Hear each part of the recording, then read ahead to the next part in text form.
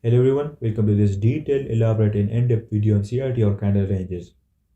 Now the main topic of this video is going to be strictly CRT and I'll discuss everything that there is to know about it.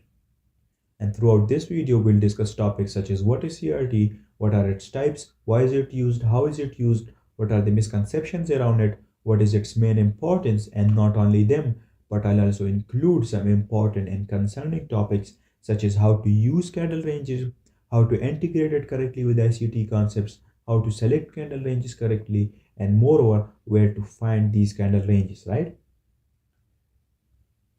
And I'll first of all start off with the fundamentals and I'll lay down the groundwork with the key concept behind candle ranges, like understanding how price behaves within specific ranges and how these ranges form the basis for liquidity. And then I'll build up to the advanced application and I'll teach you how to interpret these ranges in real time to identify high probability trade setups or to generate trading ideas on the higher time frame. Now, one of the key goals of this video is not to just show you what CRT is, but also to show you how it fits into the bigger trading picture, how you can combine it with other key concepts and other key topics like drawn liquidity, high time frame analysis, and narrative building. We're going to discuss how to integrate CRT with these broader concepts to elevate your trading accuracy and precision. I'll also be showing you live chart breakdowns and showing you real market scenarios where CRT is applied in a step-by-step approach so you can see how theory translates into practice. And after going through this whole video, I don't think you'll have any more confusions about CRT left, its importance, its integration, or how to use it, right? And at the end of this video, I'll also make sure to give you a proper framework on how to use CRT and ICT analysis together to make much more informed decision. And I'll also show you the two different ways how you can trade candle ranges.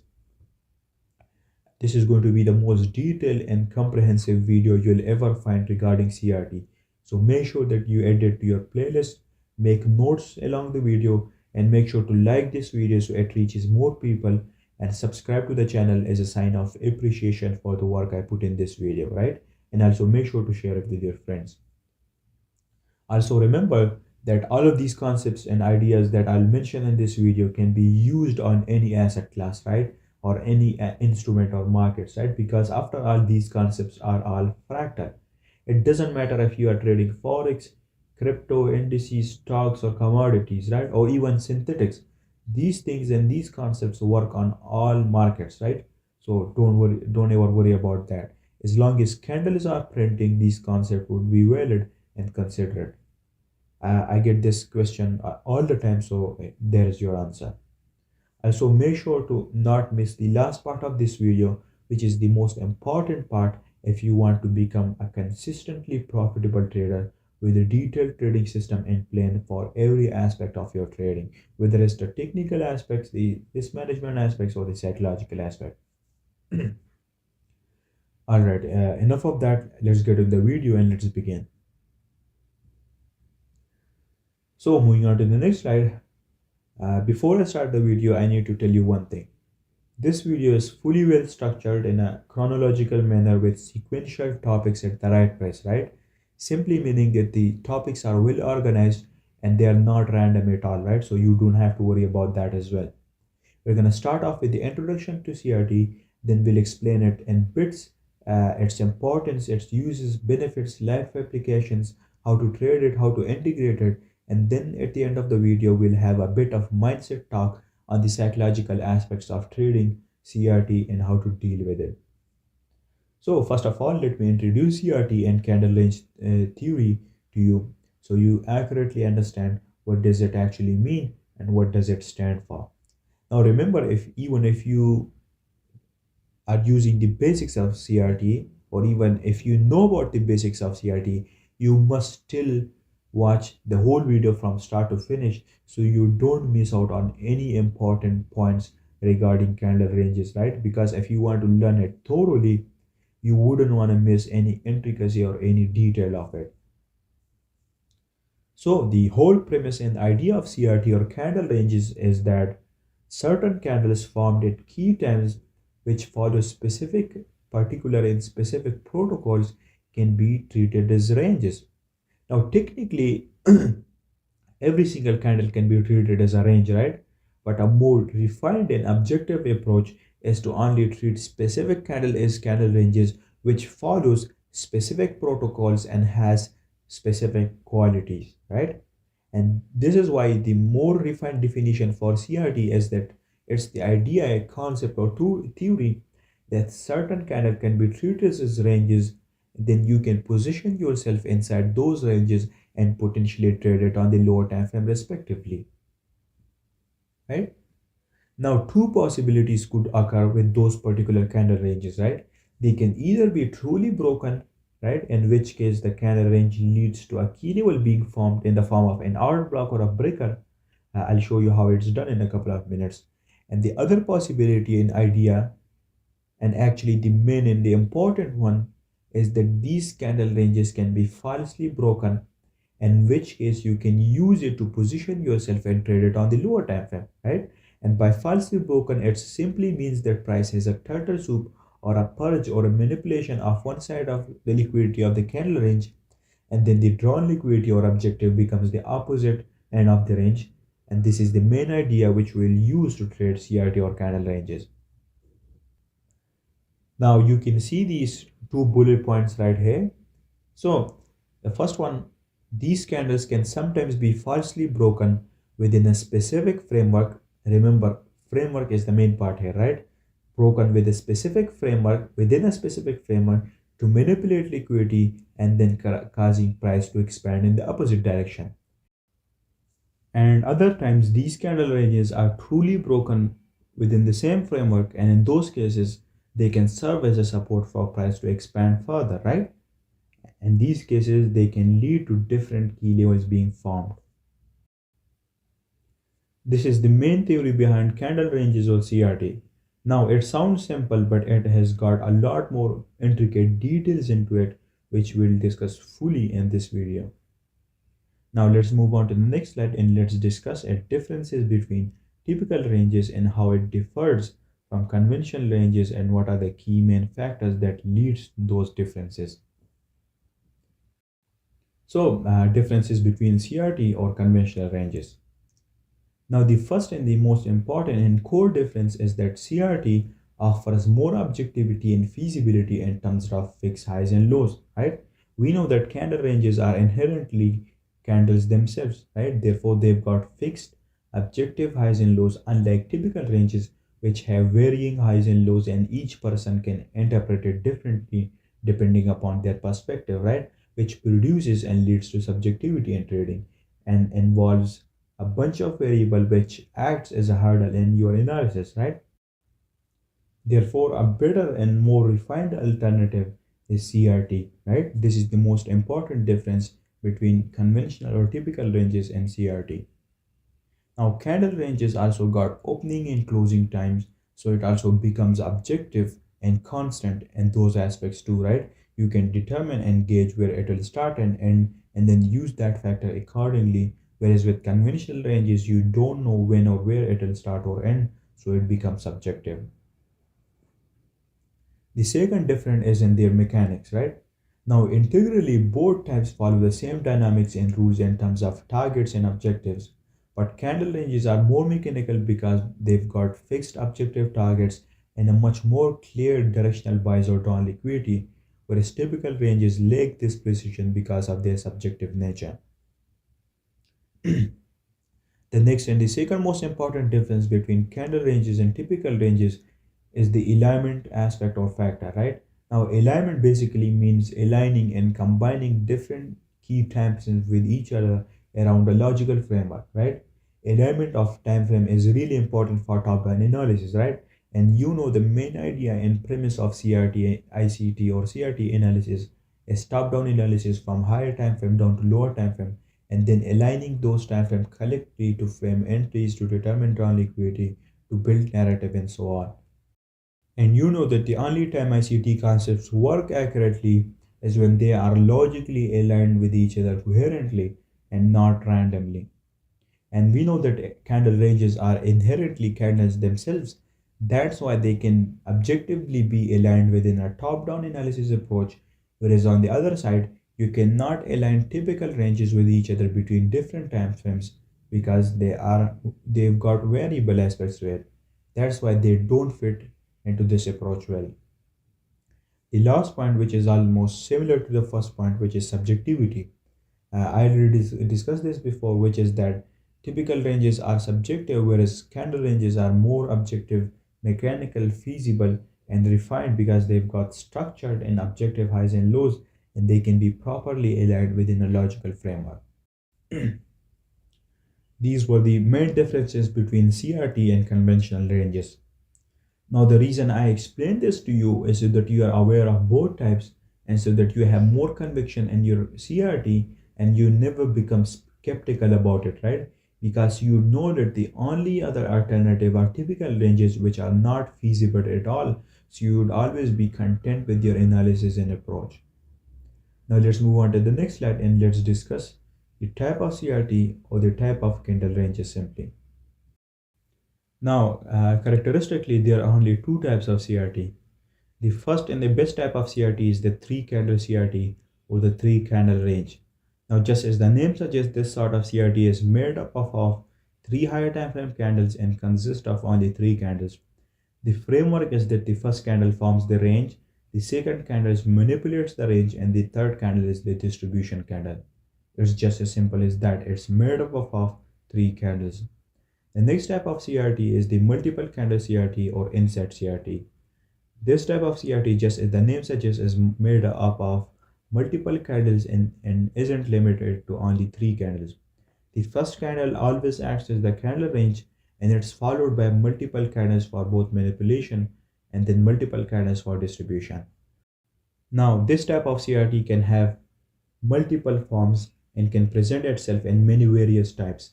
The first candle is always the ranging candle, and then it can either have a manipulation candle straight away and then multiple candles for the distribution, or it can have a few inside bar candles first inside the CRT before it's purged and then multiple distribution candles, right? It can have various forms, but the idea is that this type of CRT is called the inside CRT or multiple candle CRT. It's different than the three candle CRT. Now, if you ask me, the best CRT is always the three candle CRT because it's the most reliable one, right? Now, it doesn't mean that you should only start using three candle CRT. I don't mean that at all. The premise is that you can have more conviction in your analysis when the CRT is a three candle CRT. Now, before the CRT, you can never know if a CRT would be a three candle CRT or an inside CRT, right? That's completely impossible to know or to be aware of. But there are certain protocols and type factors based on which you can anticipate with a great deal of accuracy whether a CRT could be a three candle CRT or an inside CRT. Now, another type of CRT that I forgot to mention, which can also be classified as an inside CRT, is the two candle CRT. In this sort of CRT, the first candle is a ranging candle, and then the second candle serves both the function. It both purges the liquidity and also reaches the drawn liquidity straight away, right? And you would find this sort of CRT mostly during news times or when we've got a red folder news event. Now, the point of explaining the type of CRT is simple. It's just to make sure that you're aware that a CRT isn't limited only to three candles, but instead it can have other variable forms too. So your perspective on CRT wouldn't be limited. Now the type itself are simple, right, and doesn't have that many intricacies or subtle differences, but being aware of them is important because first to make you conscious and aware, and second to have conviction in your analysis and not fumble, right? You might have already seen the graphics by now. We've got a three candle CRT above here, and below we've got the inside CRT with multiple candles, right? Now let's move on to the next slide and let's discuss the importance of candle ranges and why is it used for, right? This is an important topic that we'll discuss in great detail and elaboration.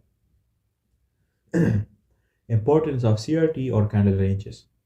First of all, before explaining the importance of candle ranges, let me give you some context about how proper analysis is done, right? So you know that we learn all of these concepts like turtle soup, the open high low close concept, seasonal tendencies, SMT divergences, market profiles, order flow, power of range, so on, right? The reason we learn all of these is for three things, and all of these three things are done in a top-down approach, starting from the higher time frame down to the lower time frame. It starts off with determining drawn liquidity or directional buys on the higher time frame, like the weekly and daily time frame, right? Now you all are aware of how important drawn liquidity is and how it serves us in our analysis and execution. Second thing that we then do after determining our drawn liquidity is that we build a narrative for price on how it's going to go towards that drawn liquidity and what fashion it's going to go, and moreover how is it, when is it going to go towards that, right? This is what we call building narrative. Then the last thing that we do in our top down analysis is that we frame entries on the lower time frame with an entry model, right? And basically, these are the three main beacons of technical analysis, and you must be fully equipped with enough knowledge about all of them to be able to trade accurately and properly within a sound logical framework. Now, CRT or candle ranges helps us with almost all of these three main aspects of analysis. Not only it helps us determine drawn liquidity on the higher time frame by giving us fixed mechanical and objective targets in the form of 50% of the range in opposing end of the candle range, but also you can use it as a key level tool to build narrative, right? Building narrative is the second most important aspect, right? And CRT helps us with that aspect too. And with the help of CRT, you can build a much more cleaner and focused market narrative, right? And narrative is basically knowing and answering why is price is gonna go towards the drawn liquidity, how and in what fashion it's gonna go, and when it's going to go towards the drawn liquidity. And answering and knowing these three integrated questions is what we call building narrative, and CRT helps us with that. And then last but not least, the third more important aspect is framing lower time frame entries. And CRT helps us with that too by first of all giving us a logical area where we can look for entries.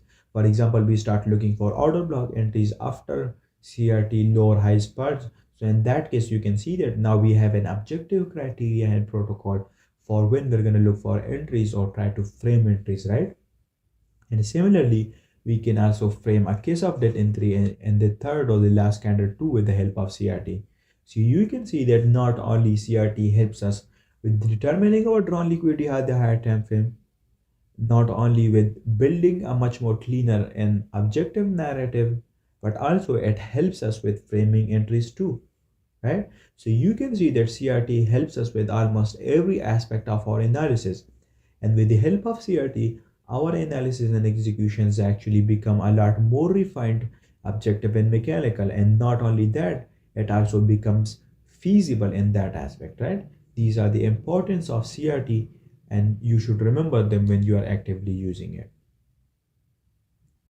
Now, moving on to the next slide, let's discuss some misconceptions around CRT here in this slide so that you fully understand the concepts, and any misconception, confusion, or concern that you have about CRT is fully clear. The first and the main misconception around CRT is that people treat it as a standalone pattern, right? Which is one of the biggest mistake people make when using CRT. That is not how I use CRT or how room you use CRT, right? We use it within a logical framework surrounding ICT concepts and analysis, and only then we are able to have accurate analysis, right? We never treat it as a random pattern. Instead, we wait for specific key levels at key times and look for various protocols and criteria before making any trading decisions or executing any trades around CRT. Now, continuing that first misconception, the solution to that is that CRT or candle ranges requires a logical framework around ICT concepts, and you cannot accurately use it if it doesn't have the right framework around it, right? CRT must be applied within a logical framework and only when it follows specific protocols, right? The first two misconceptions are the important and relevant ones, and now that you are aware of it, you should never be making or repeating the same mistake, and you should consider them in mind when using it in your analysis, and only then you'll be able to see how good it works. Now that the misconceptions are clear, let's move on to the next slide and let's discuss the framework for CRT or candle ranges and to see how does that framework actually works and how you should use it. I'm going to explain this framework with a three candle CRT, but remember that the analogy, core idea, and the theory remains the same for both inside bars or multiple candle CRT as well, right? So don't worry about that.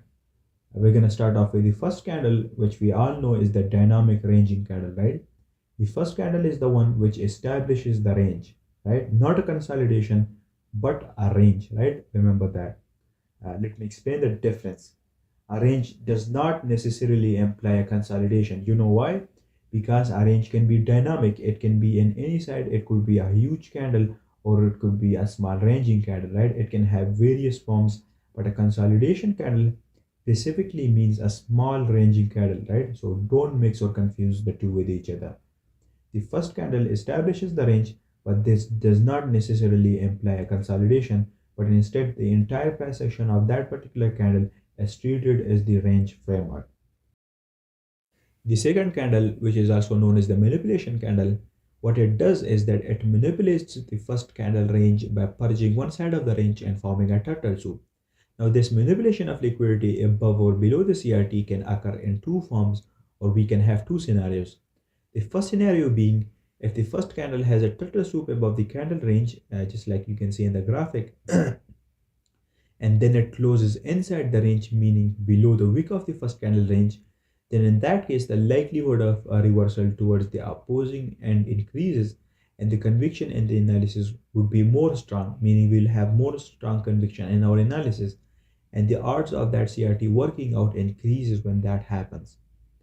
The second scenario is when the second candle closes outside the first candle range, and in that case, the odds of reversal drops and the probability of that CRT working out decreases significantly. But the candle range or CRT still remains intact. The only thing is that you have to be more cautious and risk appropriately in that scenario. These were the two different scenarios you can have with the second candle. Both are valid scenarios, but one is high probability than the other and has more odds. Now let's talk about the third candle, which is also known as the distribution candle. The third candle is the one which makes the expansion and distribution towards the 50% of the CRT and eventually the opposing end of the CRT. In case of a two candle CRT, the second candle both acts as the manipulation and distribution candle, but that happens really rarely and mostly during red folder news events. This was the whole framework of CRT and what is the purpose of each candle. Now let's move on to the next slide and let's discuss each candle separately. So right here, first of all, we discuss the first candle and see what is the purpose of the first candle and what are the different intricacies surrounding it. Now, as I said before, the first candle is the ranging candles, which forms the range, but it does not necessarily imply that it is going to be a small consolidation candle, right? Or whatever. It doesn't stand for that at all. Yes, it can be in the form of a small consolidation candle sometimes, but also more often than not, you'd see that the best CRT are also in the form of these big bulky expansion candles. First candle being the candle that forms the range means that it acts as the main framework for the range around which we'll be working and generating ideas on the higher time frame. Down below you can see the different forms of CRT. We've got these consolidation candles, we've also got these medium sized candle, and then we've got these huge expansion bulky candles, right? All of them can be technically treated as candle ranges or CRT as long as they are following the protocols that are needed for a candle to be considered a valid CRT. Now, the point of me explaining this to you is to show you that the type, the color, the race, or even the nationality of the candle does not matter, right? There's no discrimination or racism in that. What matters is the framework around the candle and whether the candle is following the protocols and has the criteria behind it or not. And as long as we have all of those confluences backing up the candle, you can treat it as a valid candle range, right? In the same manner, the size of the candle also does not matter, right? It's not necessary that only a huge candle can work better as a CRT. You can even use a small consolidation candle as long as there's a sound logical framework behind it, right? Those were the details of the first candle. Now moving on to the next slide, here we will discuss the second candle of the CRT, which we all know as the manipulation candle. What the second candle does is it manipulates or purges liquidity of the first candle range and forms a turtle soup. And as I told you earlier, we can have two scenarios with the manipulation candle. The first scenario is that if the second candle closes inside the range, the likelihood of a reversal towards the opposing end of the CRT increases by a huge margin, and your analysis would be considered strong. That is the first scenario. In that scenario, the odds would be in your favor. The second scenario is if the second candle closes outside the range, and then in that case, the probability of a reversal drops, while the range still remains intact and you can trade it or generate trading idea around it. But the thing is that you must be cautious around it and risk appropriately in that scenario and risk lower than what you usually do, right? That would be a less favorable scenario and the odds would be lower. Next up we've got is the third candle, which is the distribution or expansion candle. The third candle handles the distribution, right? The first target for the distribution is the 50% of the CRT, and the second target is the opposing end of the CRT, right? It's just as simple as that. The more important candles are the first one and the second one, right? The third candle is pretty simple and doesn't require that much caution and consideration as the first two candles. The first two candles set up the foundation and base for the distribution in the third candle. Now moving on to the next slide, right here we'll discuss one of the most important and least talked about part of CRT or candle ranges, which is trading candle ranges, right? Now most people are really uninformed about this topic, so let me fully elaborate this topic to you in the most refined approach possible. Now there are multiple ways to trade candle ranges, but in this part I will discuss and elaborate the two most refined and objective methods or approach which I personally use myself, and you might have seen that in my breakdowns that I upload weekly in my coaching program CPI. One of that approach deals with trading the second candle and the other one deals inherently with trading the third candle, right? These two are the same approaches that I personally trade candle ranges with. Now let's discuss each one of them separately. So first of all, we'll discuss how to deal and trade with the second candle. Now the optimal way to trade the second candle is through an order block entry, right? Or what some people would call a model one entry. This is the most refined and objective way to trade the second candle, right? This is a confirmation entry that occurs or forms after the second candle purchases the CRT and then displaces in the opposite direction. This sort of entry has a confirmatory aspect to it. That's why it's more refined and better than a turtle soup entry. Once an order block is formed after the purge, you would take an entry there and then price would distribute to the opposing end of the CRT. The second way to trade a CRT is through the third candle. The best way to trade the third candle is by using a case of death or KOD entry. This is the last turtle soup entry before price reaches the opposing end of the range or the drawn liquidity. This is how you trade CRT in two different forms or methods. Now personally I only trade the second candle with an order block entry, right? That is the most objective and mechanical approach in my opinion, because that one has got fixed objective protocols and criteria for entry, stop loss and target. So it is a lot more simpler in that aspect. Whereas turtle soup on the other hand has a lot more intricacies or details into it, making it much more harder and complicated to trade. Now let's discuss how to trade the second candle even more. So this type of CRT is what we call the order block entry or the model one entry, right? So the whole framework is the following. Down here you can see that this is a CRT, right? Now, how is this a CRT is a whole topic in itself, which we'll discuss later in this video. But let's assume this particular candle follows all the protocols that are needed to become a valid CRT or a valid candle range. And now we want to trade it on the lower time frame. So on the left, we've got this candle range on the higher time frame, but towards the left, this price section that we see is on the lower time frame, right? Now to know which particular time frames are these, we'll use time frame alignments, but that's also another topic that we'll discuss later in the video. So how this framework works is that first of all, we'd wait for the CRT to be purged at a key time. And once that happens, you would go down to the lower time frame based on your time frame alignment. You'll analyze and look for the candle that purged the CRT, right? You would find that exact particular candle that purged the CRT. You would mark out that particular candle And in this case right here, you can see that the CRT was purged with this particular candle. So what I have done is marked out this candle, right? And then the next step is that you'll wait for price to engulf this candle. And what I mean by that is that you will wait for price to close below that candle, price to go below and close below that candle. And once it closes perfectly, the candle that you would have marked out will turn into a valid order block, right? And that's how order blocks are usually formed. Now, if you haven't watched my mini order block chapter from CPI that I've uploaded for free on my YouTube channel, then you should watch that one first as well, and you'll know exactly what I'm talking about. The candle that purges the CRT, you would wait for that particular candle to be engulfed in the form of price closing below it or above it in terms of a bullish CRT. And once price engulfs and closes below that particular candle, an order block would be generated. And then the way you would take an entry there is by putting a limit order at the low of the order block and your stop loss above the order block high.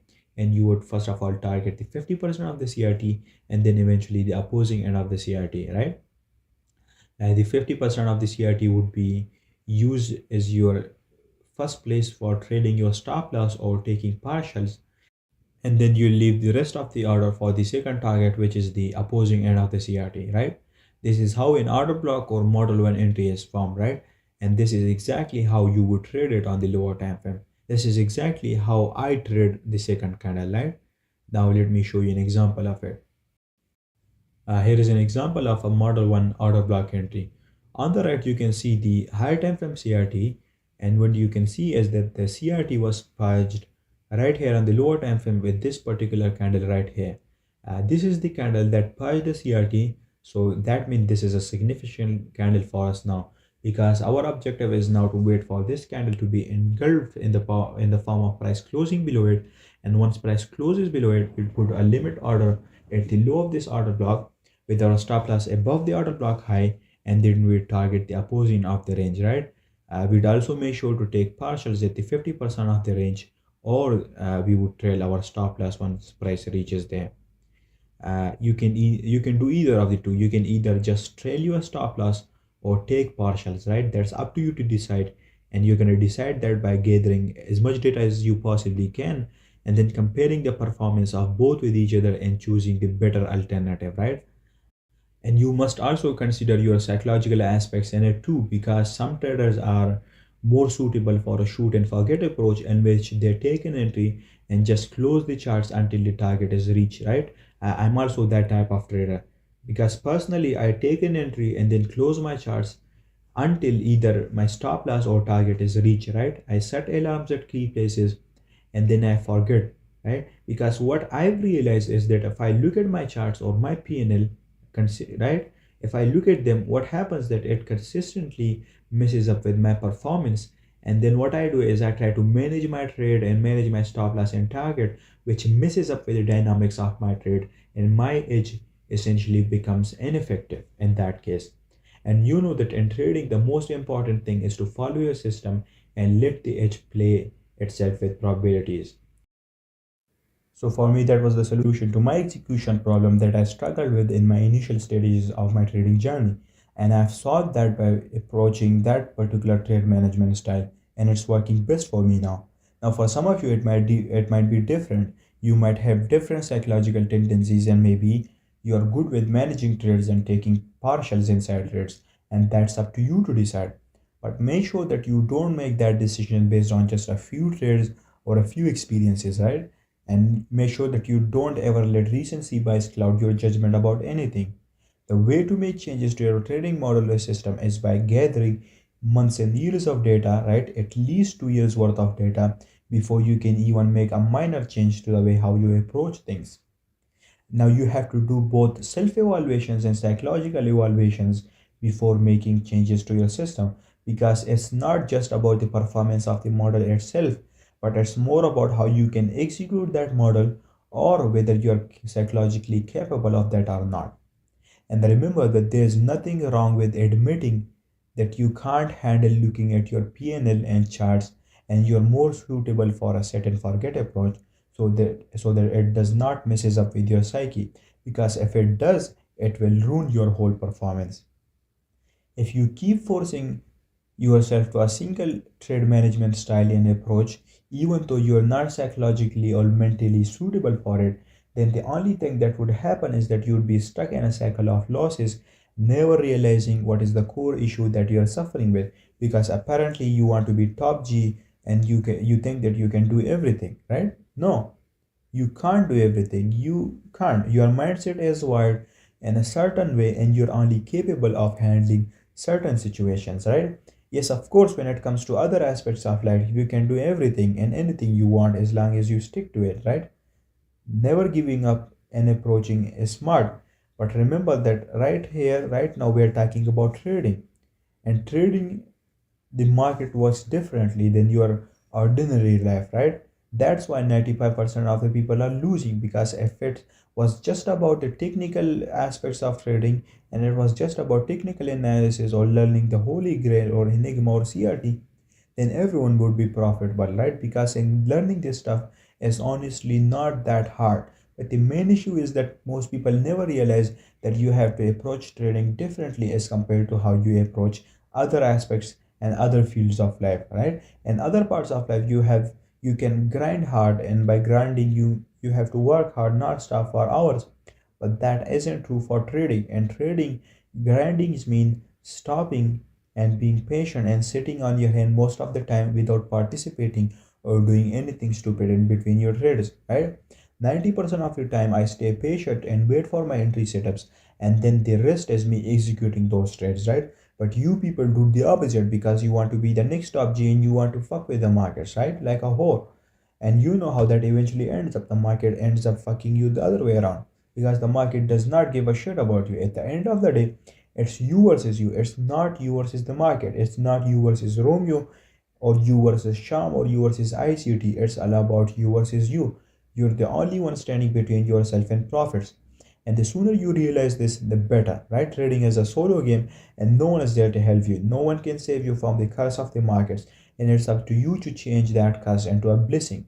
And you can only do that by doing self evaluation of your psychology, sticking to a system that suits your mental capabilities the best, and sticking to a bulletproof risk management and staying critical and logical at all times without letting your emotions and sentiments cloud your judgment or your decision making process. Right? If you have a bulletproof mindset, then the strategy or your trading approach does not make that big of a difference. If you have a strong and developed a critical psychological approach and mindset, then you can even become profitable even with indicators or classic support and resistance. But if you don't have the correct mindset and psychology, then it doesn't matter. It doesn't matter if you're using CRT or Enigma, you'll still lose no matter what, right? You can have a 90% win rate, but you'll still lose. This is how important the psychology or the psychological side of trading is, right? And you get to learn about these things with time and experience, right? And now I can talk to you about it all day long, but most of you probably would not get it, right? And you would just laugh it off thinking that this guy just waffling. But it's just a matter of a few years and a few experiences before you come back to this video and listen to this rant again, and you'll say to yourself that shit, Sham was actually right, right? It's me versus me and you versus you. So remember that.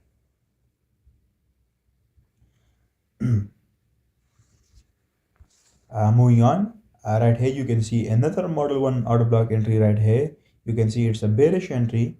You can see right here that this is the exact lower time frame candle that purged the CRT, and then price came down below, engulfed that particular candle and closed below it, and then it became an order block. And now our job would be to put a limit order at the order block, stop loss above the order block, and target the opposing end of the range. That is how you trade a CRT with the second candle. Now moving on, here we got another order block entry.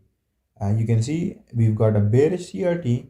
Uh, you can see that price purged the CRT with this particular candle, right? And our job would be to wait for this candle to be engulfed and for price to close below it. And once price closes below it, we'll then take an entry. And you can see price closes below it here, and then it tests it, right? And then starts distributing and expanding towards the opposing end of the CRT. Now moving on to the next slide. Here we got an order block entry again. This time we've got a bullish entry. Again, you can see that this particular candle engulfed purged the CRT, and then what happened is that price came above and engulfed that particular candle that purged the CRT and closed above it. And now we're going to put our limit order at the order block high with the stop loss below the order block, and we'll target the opposing end of the CRT. And you can see that the entry worked out.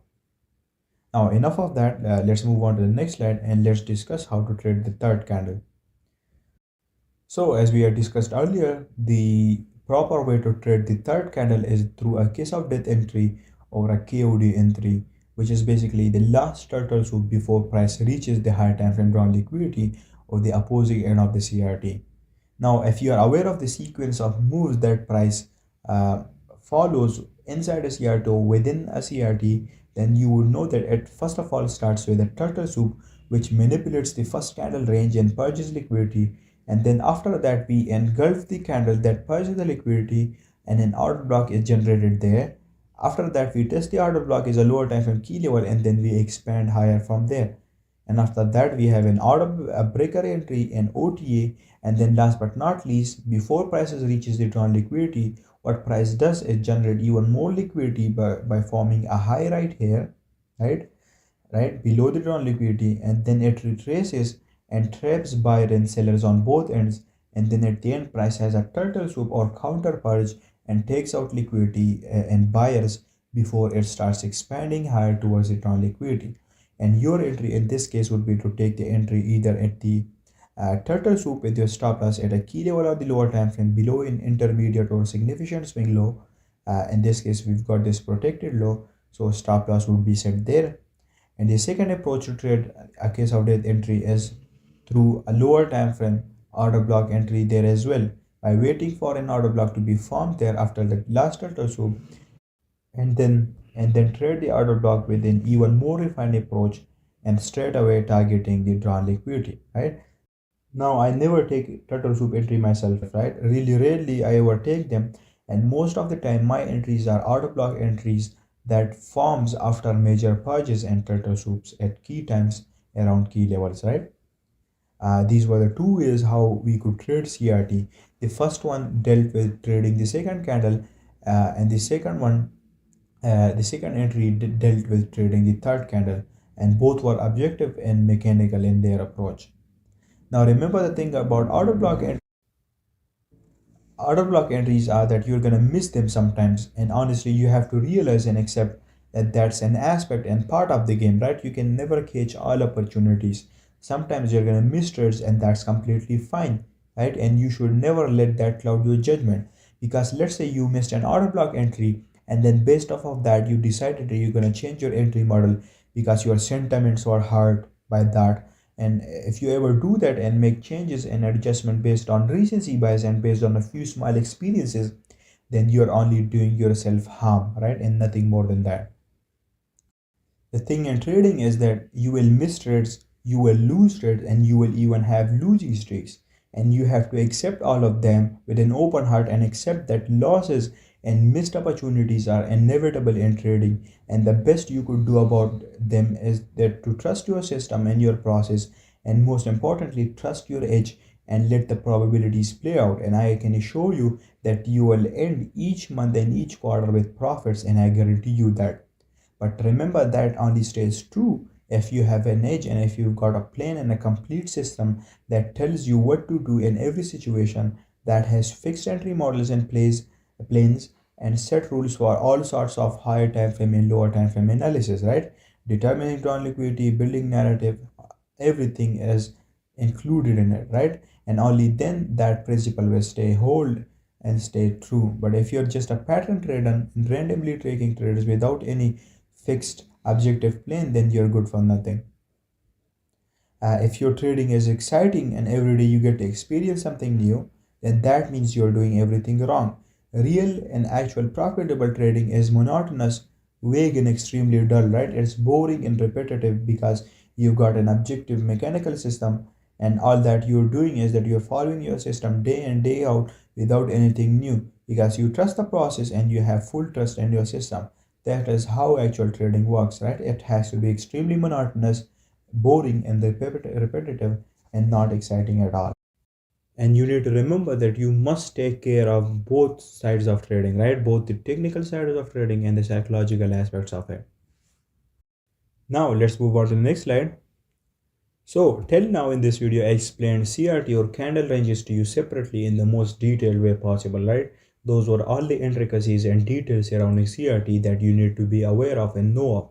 But it doesn't end there, right? We still have yet to discuss the most important aspect of CRT, which is its integration with ICT concepts, which will further helps us in selecting CRT correctly, right? Which is like the main concept you guys are here for. Selecting CRT properly, and then we'll also learn how to find CRT, and then most importantly how to properly integrate it with ICT concepts correctly, right? So that it becomes more feasible and tradable, and the most refined and objective approach possible.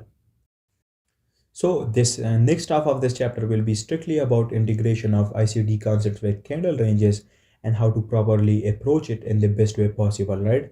We'll be discussing a lot of things, so make sure that your pen and paper are ready because we'll be making a lot of notes, and it's going to change your whole perspective about trading and your analysis. So let's move on to the next slide. First of all, we'll start with the introduction to the topic of candle ranges plus ICT and what does it mean and how you're going to approach it and what are the key main points to consider. First of all, as I've said multiple times before, candle ranges aren't enough on their own, right? Candle ranges alone are not enough on their own. That is something that I know and admit because the correct way to approach CRT is with ICT concepts, and when they both are integrated properly, only then you'll be able to see how good they work. And you know that treating CRT as alone as a standalone concept would only lead to pattern trading. And you all know that pattern trading is a poison, right? It slowly fades away your life in torture, so avoid that at all cost. In the same manner, even ICT concepts without CRT are pretty much insignificant, right? In the sense that it lacks any objective or mechanical framework that you can turn into an edge and work with, right?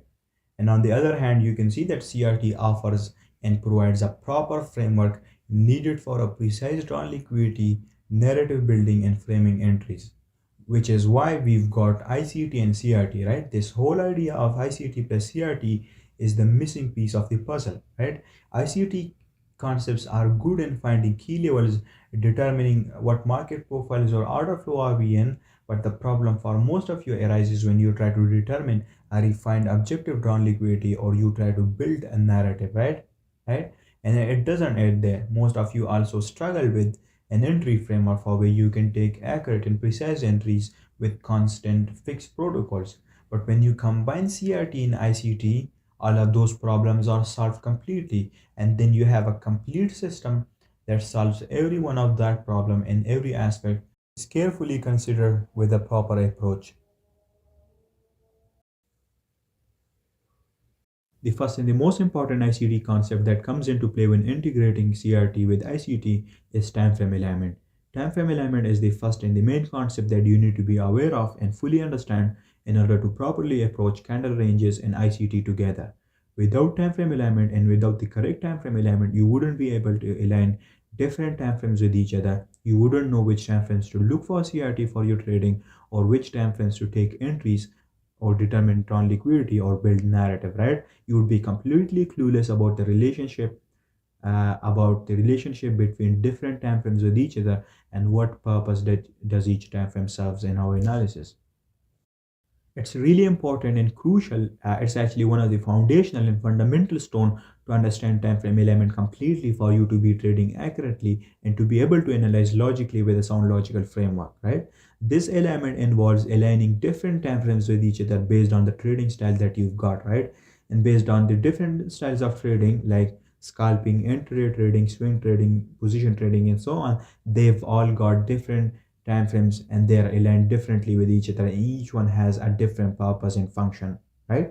And and also depending upon what type of trader you are, you have to be aware of each one of them to be able to properly produce trading ideas and then to frame entries around it, right? It's the fundamental aspect of top down analysis, and without it everything that you know of is fully redundant and useless, right? Now let's move on and let's discuss an example of how time frame alignment is properly approached. So right here we'll discuss the time frame element for intraday trading, and we'll see how different time frames are aligned with each other for this particular style of trading. So for each time frame element, we'll use three main time frames, right? And then one or two sub time frames. Now forget about sub time frames for now, but let's discuss the three main time frames that you'd use. First of all, we've got the higher time frame, right? Now, depending upon your trading style, this higher time frame could be the monthly chart, the weekly time frame, or even the 15-minute. But as we are discussing alignment for intraday trading, so in this case, we've got two higher time frames, the daily and the 4-hour time frame. Now, for me personally, I also use the weekly time frame as a sub time frame along with it to determine my drawn liquidity. But the basic idea is that the daily and the 4-hour would be your main higher time frame for intraday trading, right? Daily time frame would be used for determining drawn liquidity and directional buys, and then 4-hour would be used for finding and identifying key levels, also to find CRT and to build narrative. Another time frame would be the intermediate time frame, and in case of intraday trading, it's the 1-hour time frame, and it would be used for market profiling and order flow. And then last but not least, we've got the 15-minute, which would be used for framing precise entries, which is our lower time frame for this particular style of trading.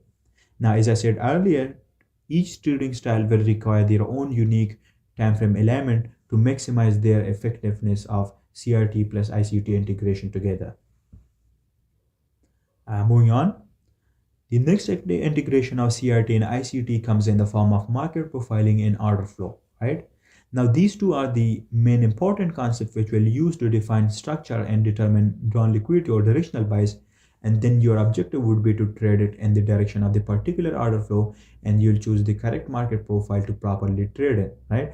Candle ranges are more precise and effective when combined with ICT market profiles and correct order flow. And what this does is this ensures that you consistently select the right directional buys and align with the correct market profile.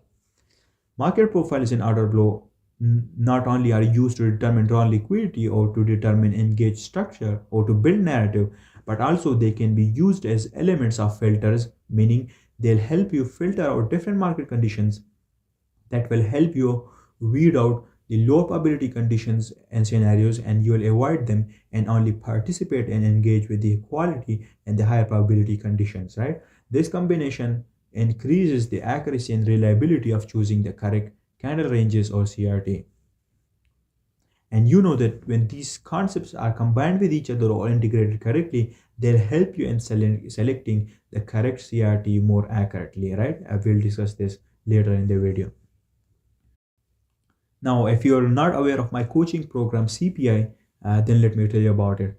In it, I've made tens of chapters on each one of these topics and concepts, right, that I've discussed so far, whether it's candle ranges, market profiles, order flows, or key levels. I've made hour-long chapters on each one of them separately, and then I've made separate chapters about their integration as well.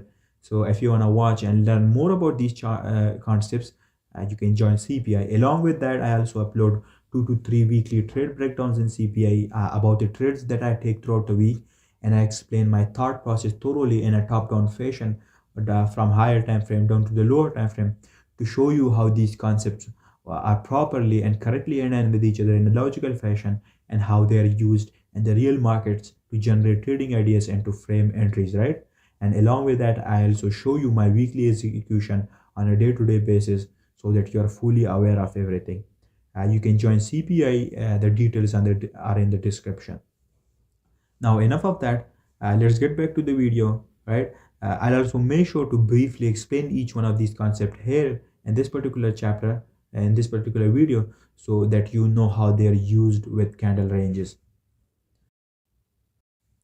Now, first of all, let me discuss market profiles briefly here.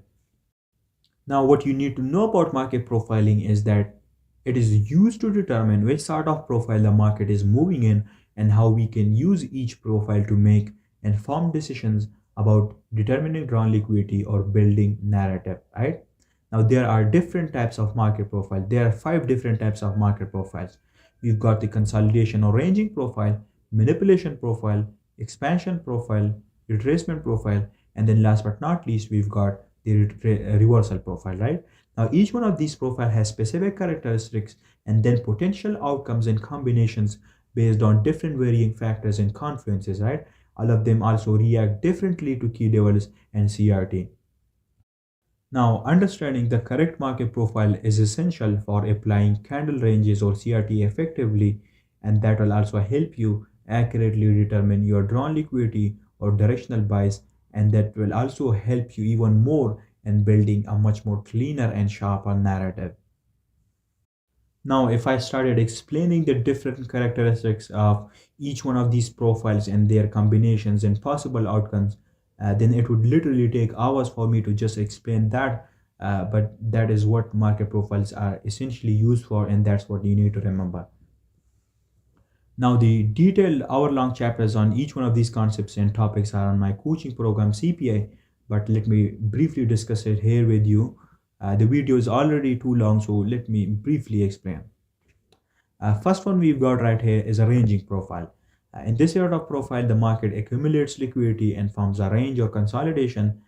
Now, ranging profiles are formed at certain times of the day, which are called time-based ranging profile, right?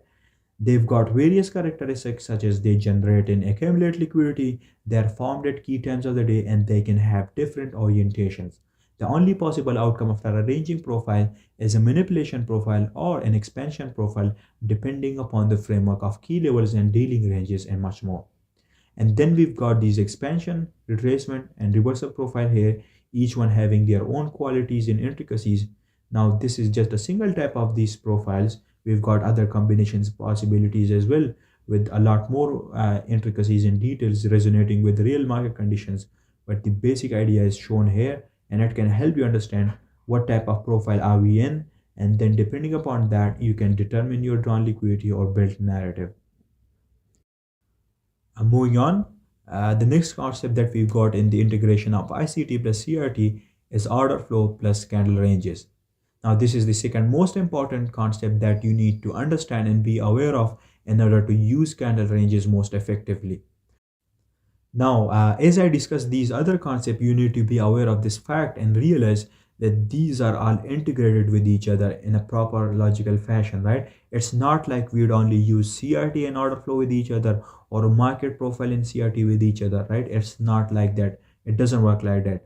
We discussed market profiles and now we're discussing order flow. So that means you're now going to integrate and combine order flow, market profiles, and candle ranges all with each other, and then continue the process in a step-by-step approach even more as we combine more and more of these concepts like the open high low close concept, SMT divergences, dealing ranges, key levels, and so on, right?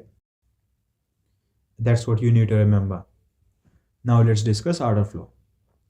So order flow or advanced market structure involves identifying the underlying flow of orders in the directional bias of the market and price action, right? It plays a crucial role in determining drawn liquidity and ensuring that you stay on the right side of the markets at all times.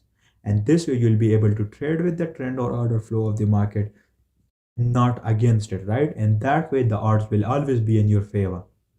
There are primarily two types of order flow. We've got bullish order flow and bearish order flow. A bearish order flow is when price is consistently rejecting above highs and breaking below lows. This type of order flow or advanced structure is what we call bearish order flow, and in this case your objective would be to find only bearish candle ranges and look for trades and the direction of the higher time frame down liquidity, which is going to be bearish. Next up we've got is bullish order flow, and in this kind of order flow price is consistently rejecting below lows and breaking above highs. Price is making higher highs and higher lows, and your drawn liquidity and directional bias is higher, and your objective would be to make bullish narratives and look for bullish candle ranges in the direction of the drawn liquidity and not against it. Now, the best candle ranges or CRT are typically formed in the rejection of highs and lows. Now moving on, let's discuss some graphical representation of order flow here. On the right, you can see that we've got a bearish order flow. Price is making lower lows and lower highs, but that's not the main thing. The main important thing is that price is rejecting above highs in the form of forming these manipulation purges, and it's breaking below past lows or old lows, and the whole shift of momentum is towards the downside.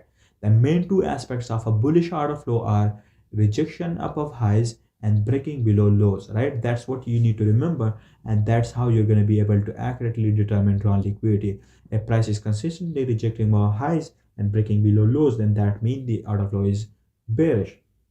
On the left, we've got a bullish order flow, and in bullish order flow, we've got price rejecting below lows and breaking above highs. And typically, you will find the best candle ranges right at these rejections of highs and lows, right?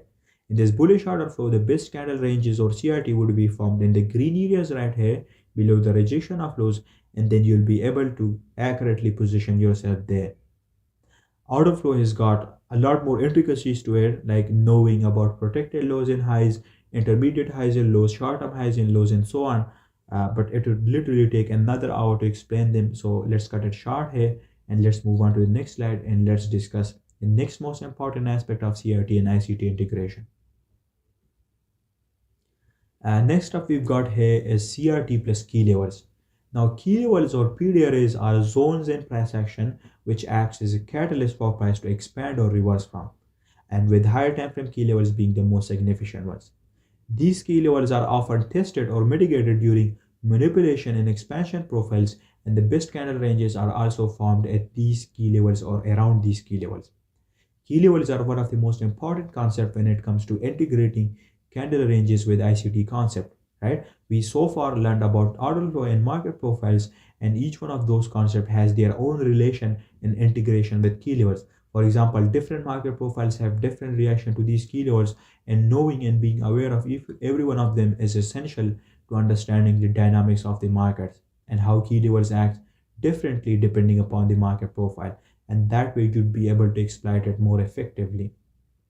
Similarly, even with order flow, we know that the most integral part of determining order flow is gauging and assessing the rejection of highs and lows, right? If highs are being rejected, then we are a bearish order flow, but if lows are being constantly and consistently rejected, then we are in a bullish order flow. Now, with every one of these rejection below highs or lows, you'll always find a key level there to support the idea and to act as a catalyst from where price could react off and expand, right? Similarly, let's say we have a ranging profile, and now we have to anticipate and predict what the next profile is going to be, and to determine that we'd have to use key levels. If the ranging profile has not tested a key level, right, and there is a key level above it, then the first thing price would do, and the first profile that price would make would would be a manipulation profile to purge the liquidity above the ranging profile and to test the higher time frame key level, and then that manipulation profile will end there, and then the next profile will be an expansion profile lower. But let's say if the ranging profile has already tested a key level, then the next immediate profile would be an expansion profile straight away. That's how you integrate key levels with order flow and market profile. And let's say you did not know about key levels, then you wouldn't know which profile to expect or anticipate. But now that you know of key levels and its integration with order flow and market profiles, you would be a lot more informed in your decision making process. Now, the most effective key levels are the following. We've got order blocks, fair value gaps, or FVGs, higher time frame breaker blocks, rejection blocks, and last but not least, highs and lows and important swing points. Now, each one of these key levels have specific characteristics, and they are formed in a mechanical manner with their own origins, right? Each one of them is formed differently and has their own functions at different scenarios and different integration of market profiles in order flow. And it's important for you to understand each one of those intricacies and details in order for you to use them effectively in your analysis and while framing or generating trading ideas. Right here you can see this graphical representation. Let me give you the framework first of all. So let's say we've determined a drawn liquidity with market profiles and order flow, and we've determined that the directional bias is higher, which means that our drawn liquidity is higher, and our objective is to look for bullish candle ranges so that we could position ourselves in there. Now right here you can see this black line. This black line right here represents a key level or key levels on the higher time frame, right? Now it could be any higher time frame key level. It could be an order block, an FVG, breaker block, whatever, right? The type of key level doesn't matter, but just remember that this black line represents a higher time frame key level. Now what you can see right here is just above this key level, we formed this ranging profile right here, right? Price formed a small consolidation above this key level, and generated liquidity for price. That means that first of all, we were in a ranging profile. The second thing that we now have to determine and identify and anticipate is that what is the next profile that we can have after this ranging profile. And based on the factors that we have a key level below us and the drawn liquidity is higher, meaning the order flow is bullish. So first of all, we have to reject below this consolidation and this ranging profile lower to test the key level and to reject below the low. And then once we test that key level, after that, we're going to have an expansion profile higher, right? And right here, you can see that that's exactly what happened. Price had a manipulation profile with that it purged liquidity and tested the key level. And after that manipulation profile, the next profile that we had was an expansion profile higher. And we know that because according to the fundamentals of market profiles and its integration with key levels, the only possible outcome after a manipulation profile is an expansion profile in the opposite direction. Also, if you remember what I said earlier, then you would know that I said that the best CRT or candle ranges are found at manipulation profile or expansion profile at around key levels below the rejection of lows. And right here, if you see this framework, first of all, you can see that we rejected below this low. So we've got one factor. We are also in a manipulation profile. So that means another factor. And then we've also got a key level. And you can see that we have a high probability CRT there that price found, right? And more often than not, or almost all of the time, you would see that at around the higher time frame key levels inside manipulation profile, you will find CRT there, and then you can position yourself in that CRT once it's properly purged. And this example, you can see that this CRT is purged. So let's say this is all happening on the higher time frame. So what you would do is that you would look at your time frame alignment, and let's say this is the 4-hour time frame. Then you would go down to the 15-minute time frame, and as soon as that CRT is purged on the lower time frame, you would then look for order block entry and trade the second candle, which you will know is that first of all, you're going to wait for the candle that purged the CRT to be engulfed, and then you would put a limit order there with stop loss below your order block, and you would target the opposing end of the CRT, right? That's how you would trade it, and that's how you would generate a trading idea.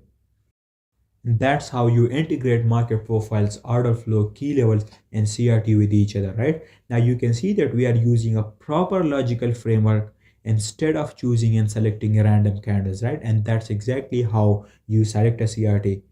We will discuss this topic in detail even more in the last part of the chapter, right? You can see that we are using specific criteria for each aspect, and we are being critical and objective in our approach. And I'm confident that this is the first time you're ever hearing about candle ranges or CRT talked about in this manner, right? No one else actually knows about this stuff or even aware, or they're even aware of it, right? Everyone uses it like a pattern and posts hindsight bullshit all the time. And that's why you never learn from them and end up losing all the time, right? Because they teach you in patterns when the reality you have to learn about all of this integration before you could accurately and effectively use CRT or find CRT, or then be able to trade it. Now, another huge point here would be that this manipulation profile and this whole reaction occurs at a key time, and the candle range is also found at a key time, which would increase the odds in your favor even more. But that's another topic that we'll discuss in a minute. Right here, we've got this another example. You can see the black line again, which represents a higher time frame key level. You can see right here in this example, this candle formed right here just above this key level, and then the next two candles were inside bar candles inside the first candle, right? And you can see that as the first candle generated liquidity above this key level, and let's say this happened at a key time, and that's why you would have selected this candle as a valid CRT or candle range. So after these inside bar candles formed, our first expectation would have been for price to purge the CRT and test the key level along with it, right? And your objective in this case would have been to look for order block entries on the lower time frame inside the second candle after the purge happened. Now, if you are confused as to which time frame to choose for entries, then that's where time frame alignment comes in, right? For example, let's say the CRT is formed on the 4-hour, meaning this price action that we are seeing is from the 4-hour time frame. Then in that case, you would look for order block entries on the 15-minute time frame inside the second candle. Your second entry would have been right here inside the third candle with a kiss of death entry, and you would have had more than enough conviction for that entry because you can see the second candle closed inside the candle range, so the odds would be more in your favor. Now moving on to the next slide. Right here in this slide, we'll discuss the most important part of this chapter, which is integrating candle ranges with time, right? And then making much more informed decisions based on it. We all know that both ICT concepts and CRT are redundant and useless without the integration of time, because it's actually time aspect of the charts which makes all of these concepts meaningful and gives us an edge. And without the time aspect of the charts, all of them become mere patterns. But when you combine the time factor with it, only then it becomes meaningful in significance, in the sense that it gives us a huge edge over the markets and the odds increases in our favor by a huge margin. And it's actually the time factor and the time aspects of the charts which validates most of these concepts. For example, if a particular reaction occurred at a key time, only then it will be considered a valid or worthy of taking, right? Otherwise, you would consider it invalid and avoid trading it at all, right? Time is the most critical aspect in both CRT and ICT analysis.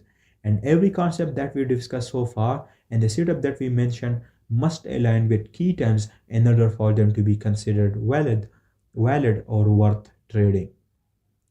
Now, time in the context of charts includes the following aspects and concepts, right? Basically, you would use the following concept to accurately align yourself with time and get it all together and integrate it properly. First of all, we've got quarterly shifts, seasonal tendencies, week of the month, day of the week, and then last but not least, kill zones and key times, which is the time of the day. These are all the concepts that you would use in a top-down approach from higher time frame down to lower time frame to accurately align the price concept with the time factor of the charts, and then you would make sure that they are aligned correctly before taking any entry or making any trading decisions or generating any trading idea. Now, each one of these concepts itself needs a separate chapter to discuss their details and intricacies, and they are fully discussed in CPI both separately and their integration with each other. But in short, these are the concepts that you would use to be able to crack the time aspect of the charts and to combine time and price with each other, right? These are all the essential concepts which will help you filter high probability trades and ensure that CRT and ICT concepts are applied effectively within the right temporal logical framework. For example, quarterly shifts and seasonal tendencies are used together to determine key times and months of the year where major moves could occur, and then based off of that factor and based off of those concepts, you can then effectively position yourself in those key months of the year, and your directional bias and drawn liquidity would be on point at that time. And similarly, you would use the open high low close concept, the power of three, and the AMD concept to divide the monthly ranges to weeks and filter out the best weeks where the major expansions or reversals could occur and where it's optimal for you to participate. And then even within week, we've got multiple days, and each day has its own characteristic depending upon key level, CRT and dealing ranges, and you're going to use weekly profiles and power of three to determine which days are you going to participate and which one to avoid. And then last but not least, even within the day, you have key times in the form of kill zones, key macros, and silver bullets where CRT are formed, CRT are purged, key levels are tested, and expansion occurs, right? And this is what the importance of time is. Now, key levels are formed at all times, right? They're also tested at all times, but you're not going to participate in all of them, but instead your objective as a CRT and ICT trader would be to participate only in the high probability key levels reactions that occurs at key times, such as during kill zones or key macros within a day. For example, if a key level is tested or a CRT is purged during the Asian session, then obviously you wouldn't participate or find trades in there, right? Because that's not a key time. You're only going to participate if that reaction occurs within a kill zone or at a key time alongside the correct logical framework. And from this, you can see that it's pretty clear and proven that time is inherently more important than price, and that is essentially why time is such an important part of our analysis. If you analyze and reverse engineer most of my trades, then you'd find a reoccurring theme among them. You'll see that most of my entries are repeatedly taken only at specific times of the day, And you'll never catch me taking trades outside those times, because for me that would be deemed as blasphemous, right? I religiously follow my system, and I always make sure that price concepts and time concepts are properly aligned and integrate with each other within the correct logical framework. Moving on to the next slide, here we'll discuss the time aspect of the charts in a bit of detail. Now, the most important two aspects of CRT are that CRT are founded key times, and then they are also purged key times, right? Now, this is an important topic that we'll discuss later, but this is something that you must be aware of and consider while you are dealing with CRT. Now, right here, you can see these small rectangles, right? These small rectangles represent key times of the day or key times of the week, right? However, you want to interpret it, right? Because the thing is that all of the ranges, like the yearly, monthly, weekly, or even the daily ranges, all of them have key times within them. And those key times, we know that they only make up a small part of the whole range, and then the rest is low probability times, which we would want to avoid at all cost, right? So let's say we are looking at intraday price action right here. So these rectangles would represent either kill zones or key macros or silver bullets within the day. But let's say if this was the yearly range, and then in that case, these rectangles would represent seasonal tendencies where price is expanding higher during the yearly range, right? So it depends upon the type of time frame that you're looking at and the type of range that you are looking at, right? So in this case, let's say we're looking at the intraday price action, right? And let's say this green area represents 3 a.m. Eastern time, Eastern Standard Time, which is a good macro for price to purge CRT and test key levels and form order block entries. The second one, which is the blue rectangle, that one represents the 8 a.m. or 9 a.m. Eastern Standard Time, which is also a key macro time within the New York open kill zone, and that is also considered a good time or a key time for these sort of reactions. And then the next one is the 11 a.m., which is also a silver bullet and a key macro where CRTs are purged, key levels are tested, and these sort of reaction occurs, right? And remember, this is literally as close as it gets to the real dynamics of the markets, right? You would find these blueprints and these sign-in signals all over the markets at these key times. If you backtest these exact same thought process, you would find that these principles and rules stay true most of the time, and that's exactly how price moves at key times around key levels. What you can see right here is that price came down lower during the 3 a.m. macro within the London Opal Kin zone, and during it, it purged the CRT, and along with it, it tested a discount bullish key level somewhere right here. Now, as we know that this purge happened at a key time, that's why our objective would be to look for order block entries. But let's say the purge had happened outside this key time, then in that case, we would never trade it, but instead we would wait for another CRT to be formed at a key time and then wait for it to be purged correctly at a key time, right? Now, the important thing is that a CRT could be a valid one, but you also have to wait for it to be purged at a key time, right? In a correct time. If it's purged outside a key time, then you wouldn't consider it a valid one, right? Because both the formation of the CRT and both the time of the purge both are important, right? It's not only about the time of the formation of the CRT, but also the time of the manipulation or the purge of the CRT, right? So you can see the purge occurred at a key time, and after that we had a CSD or a change in the state of delivery because price closed above the leg or the candle that purged the CRT. When such swings or candles which purge the CRT are engulfed in the form of price closing above it, an order block is formed there, right? And those are the two fundamental aspects of an order block: filling liquidity or purging liquidity, and then price closing above it or below it, right? And after that is done, price will test that order block, find support there, and expand from there towards the drawn liquidity, which for us would be first of all the 50% of the range, and then eventually the opposing end of the range. And then after that, you can see price retraced lower during the blue rectangle, right, which is also a key time. And at that time of the day, price formed the OTE or the OTE leg, right, the optimal trade entry leg, and expanded higher even more. And you can see the reaction occurred at a key time. That's why it worked out perfectly.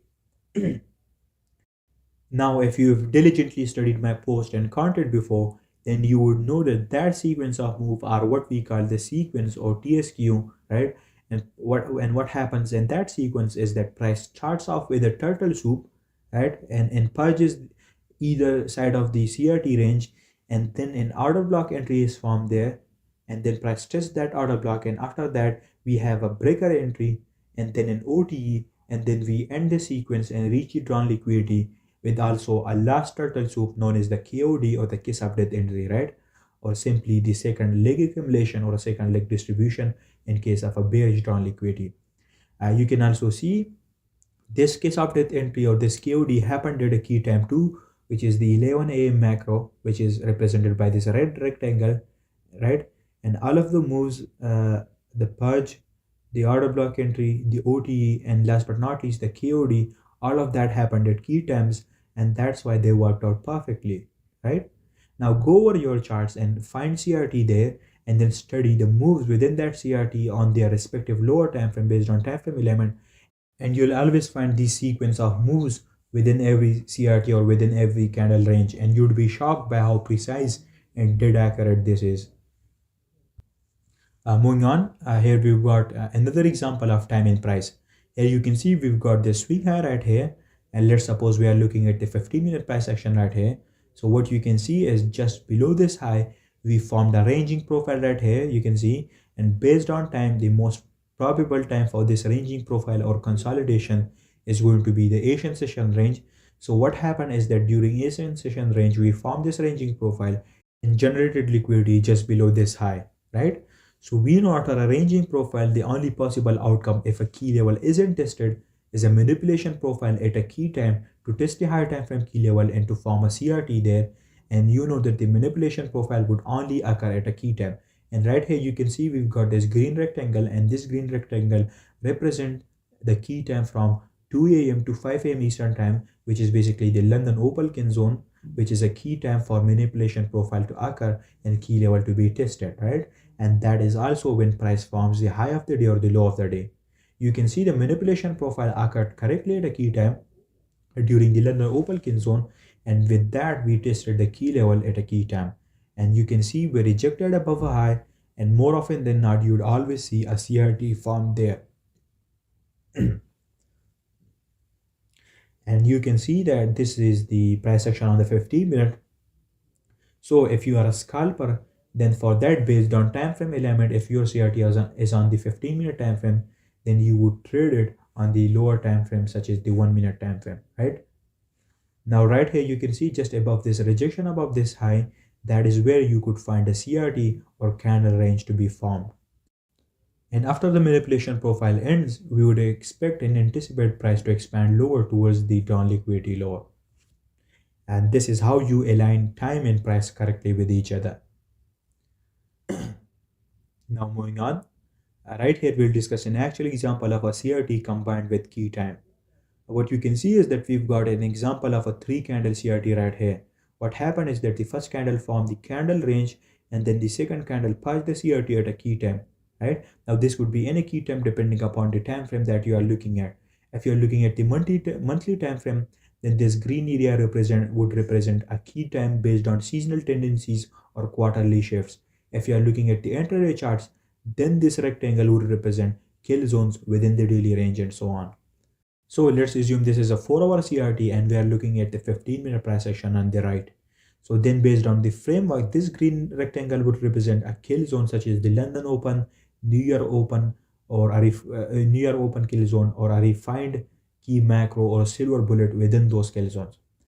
What you can see is price came above and purged the CRT in the second higher time frame CRT candle and purged the liquidity above the candle range, and it did it during a key time, so it would be considered a valid purged based on that, right? Now after this happens, our objective is to look for an order block entry on the second candle, right?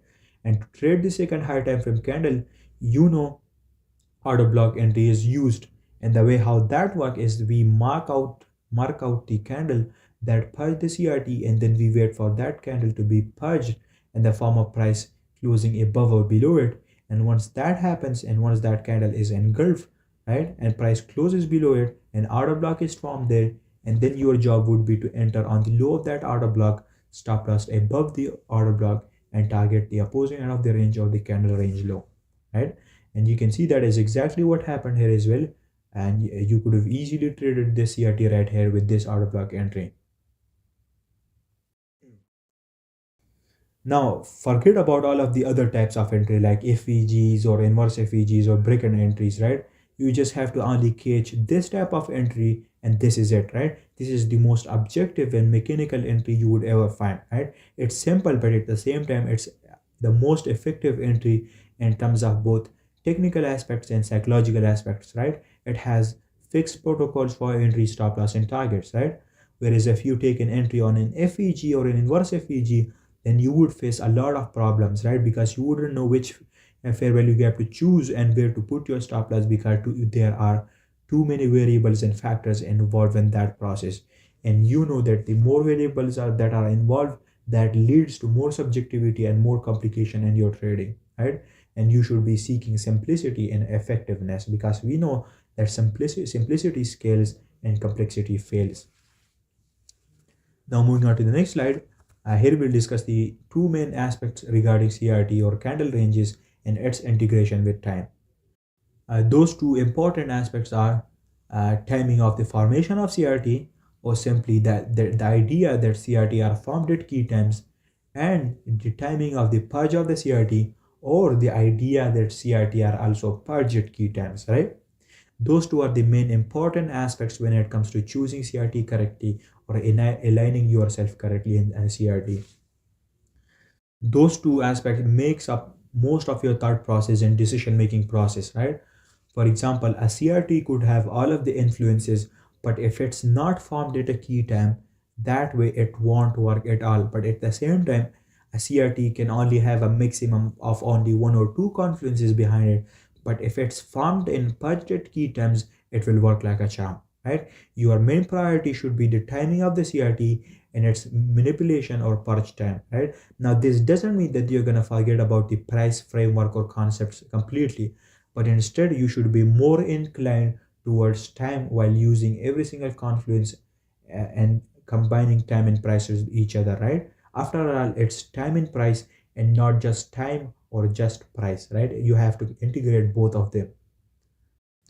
And anyone who just focuses on time alone is just as dumb as the one that focuses on price alone, right? The only correct way is to have a balanced approach and focus on both time and price and consider each aspect before generating a trade idea or executing a trade. Right here in this slide, let me tell you about CPI, which is my mentorship and coaching program.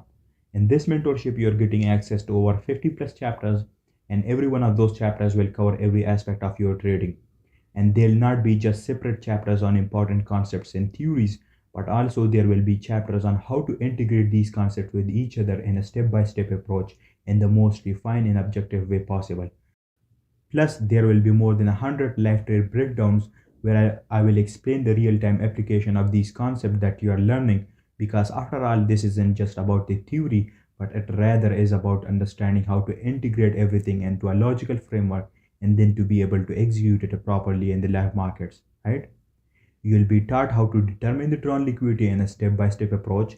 You'll be taught how to build narrative both on the higher time frame and lower time frame with a step by step approach. And then you'll also be taught how to correctly build time based narrative and then frame entries on the lower time frame.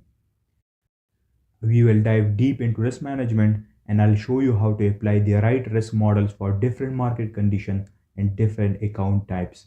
You will learn about the psychology of trading, how to manage emotions, how to stay disciplined under pressure, right? And also, along with that, we will also cover journaling so you can track and improve your performance over time, which will improve your long term profitability, right? We will also discuss how to backtest to refine your strategy. And of course, I will also show you my live execution and show you how you can execute the most effective way possible so that you put everything into action. This coaching program will cover every single aspect of your trading that you can think of. And after going through this program, there won't be any confusions or doubts left. You'll have the confidence and the clarity needed to approach the market with a solid and a structured plan and a structured system. You'll also have a private group chat with me, and I'll also be sharing my personal CRT and ICT system and model with you. And it doesn't matter if you are a beginner, an intermediate, or an advanced student, this is literally for everyone, right? It has a complete curriculum from basics all the way to upper advanced where you're capable of executing accurately in the most objective way possible, right? And you can see the other details yourself. The fee is a one-time fee of $360 and the payment method is crypto only. You'll find the crypto addresses in the description and in the pinned comment of this post.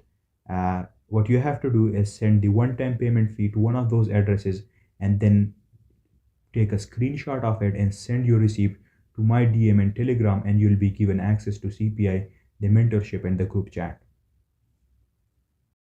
And right here you can see the details of CPI and what's included in it. It'll contain 7 levels of detailed content about every single aspect of trading, analysis, or execution, right? You can see the 4 levels right here in the content included in it. There are also 3 more advanced level worth of content along with it. That is secret for now. It's a complete curriculum and you won't ever need anything else apart from it. Now moving on, let's discuss the timing of the formation of the CRT first, and let's go over its details and the whole thought process behind how it works and why is it the way it is. Now the idea is the highest probability CRT are formed at specific days of the week and specific times of the day. And that is true because time is more important than price, right? And the expansion, distributions, and even manipulations occur at specific times, right? And the major moves always are predetermined and occur at predetermined key times, right?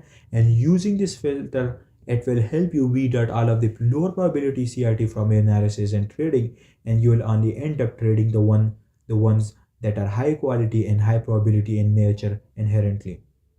And you're going to make sure that the CRT is aligned with the high time frame order flow and is formed at the correct market profile, which means you're going to combine all the other protocols and then you will look for such CRT at key times to form and to be purged at key times.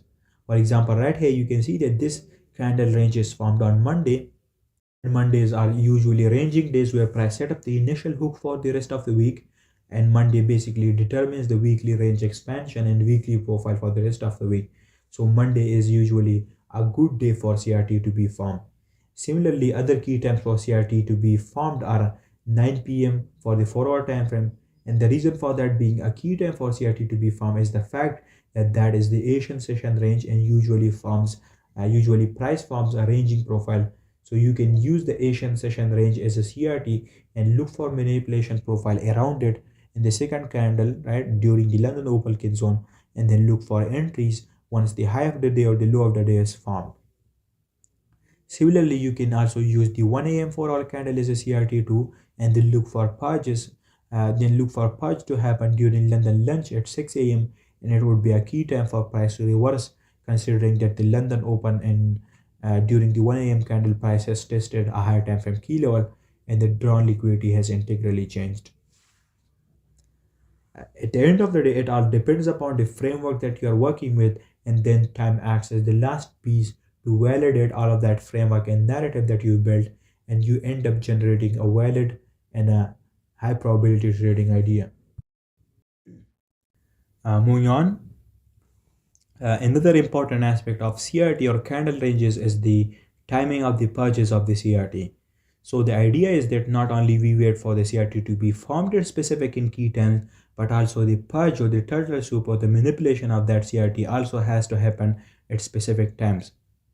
After all, the second candle where the manipulation of the candle occurs is basically a turtle soup or a purge where a higher time frame key level is tested, and we know that all of that reaction must happen at key time to be considered valid and considered. And this is what we also call time alignment. Time alignment is basically aligning the timing of the formation of CRT and the timing of the purges of CRT with each other surrounding a logical framework, right? Now some key times for the purges are the following. The 1 a.m. hour or candle is a key time for manipulation profile to occur or turtle soup to be formed or CRT to be purged, right? And particularly during the 1:30 a.m. Eastern Standard Time. Similarly, we've also got the 3 a.m. key macro time within the London Opal Kid zone, where the high of the day or the low of the day is usually formed, and that's also when CRTs are usually purged. And then we've got the 6 a.m. Eastern Standard Time inside London lunch, where London lunch reversal occur, and if the framework is correct and strong, it can lead to a really good reversal trading ideas. We've then got the 8 a.m. and 9 a.m., particularly the 8:30 and the 9:30 a.m. Eastern Standard Time, which are basically the CME open and the New York Stock Exchange opening bell times, and that's where volatility is injected to the market and major manipulation and expansion occur and CRT are purged. Then we've also got the 11 a.m. Key time, during which CRTs are purged on the lower time frame, right? And those are some of the key times for intraday charge during which CRT are purged. Now, one thing you must be aware of is that it's not necessary that you're gonna find this every day, right, in every single time. But it's just that you need to be more cautious around these times for CRT to be purged. And if a purge happen in these times, only then you'll consider it valid and have strong conviction in your trading idea. Now go over your charts, mark out 4 hour CRT with a logical framework around it, and then see which times were those CRT purged, and you would see that more often than not, it's actually these times that I mentioned above, right, during which CRTs are mostly purged. These were the two main aspects of CRT: timing of the formation of the CRT and timing of the purge of the CRT. Now, these timing of these purges that you see right here stays true for all of the asset classes and markets, right? Whether you're trading forex, indices, cryptos, or commodities like gold, these timings are all true, right? These timings are true for all of them. So don't worry about that, right? It works on everything. Moving on, here we will discuss another intricacies of candle ranges, which is a lower time frame CRT within a higher time frame CRT, right? These type of CRT are also high probability CRT, and if you can manage to find it correctly within the correct framework, you can have a really good and accurate drawn liquidity and directional buys on the higher time frame. So the framework is simple. Identify a CRT on the higher time frame based on the protocols that I gave you, right? Meaning it should be formed at a rejection of highs and lows. It must be formed at key times, and then it should be purged at key times, right? It must have a key level around it. And once you've identified a candle range with all of those protocols, if you go down lower to a lower time frame below it, you will see a lower time frame CRT within the higher time frame CRT more often than not, right? When the higher time frame CRT is purged, right? And the lower time frame CRT is usually formed at the second candle of the higher time frame CRT. And this is a way to refine your higher time frame drawn liquidity even more and to position yourself more accurately.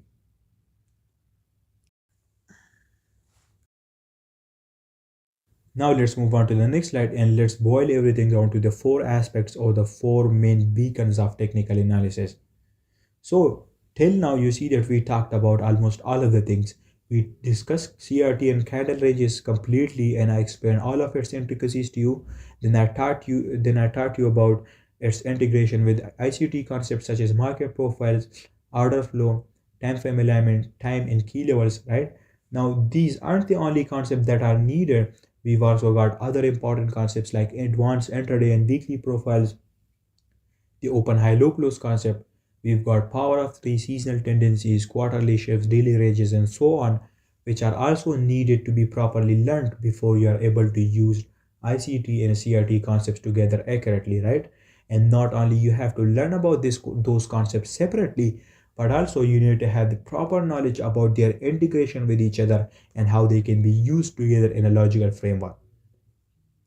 Now, the point is that all of that analysis and integration is done for three purposes, which are to determine directional buys or drawn liquidity on the higher time frame accurately, to build sharp and cleaner narrative, for example, how price is going to go, which market profile or intraday profile is going to form, and what sort of order flow it is going to use to reach the higher time frame drawn liquidity. This is what we call narrative. And then last but not least, to frame lower time frame entries, which is the last but the most important aspect.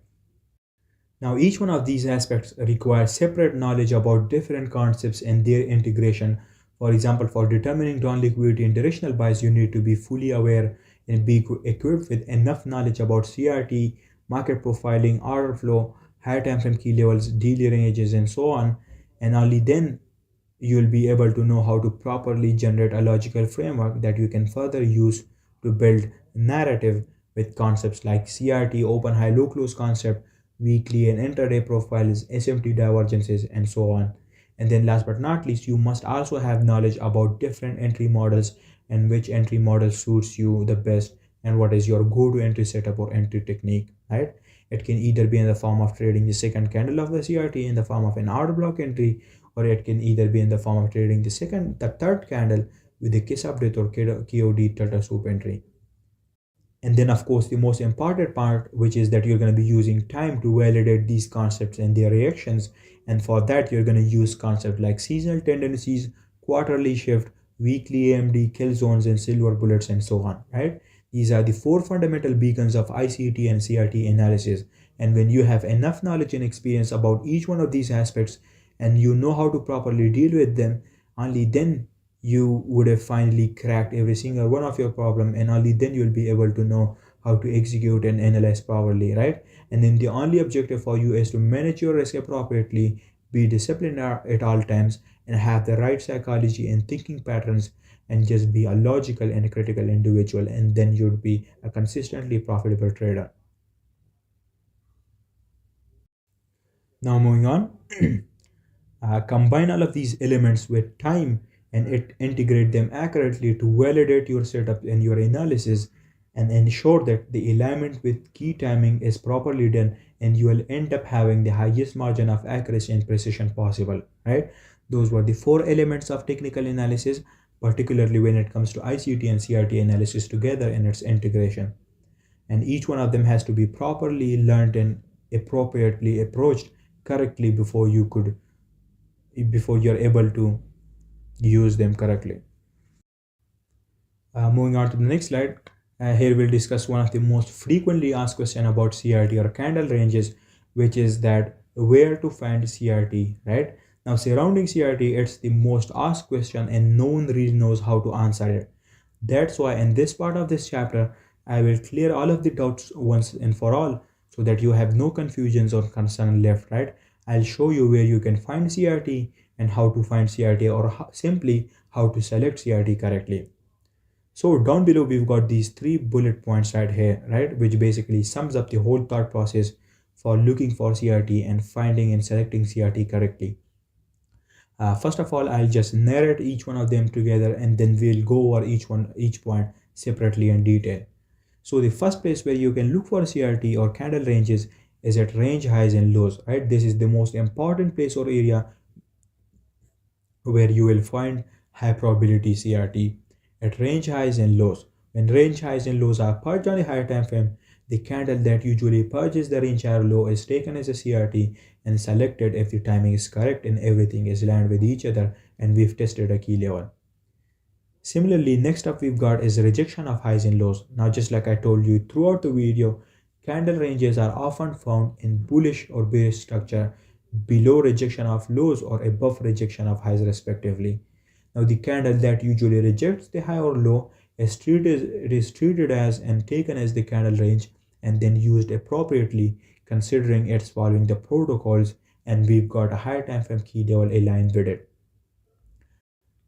Next up we've got is higher time frame key levels, right? Now this is pretty obvious by now because I've been talking about it for hours, and the reason for that is simple, that it's really important.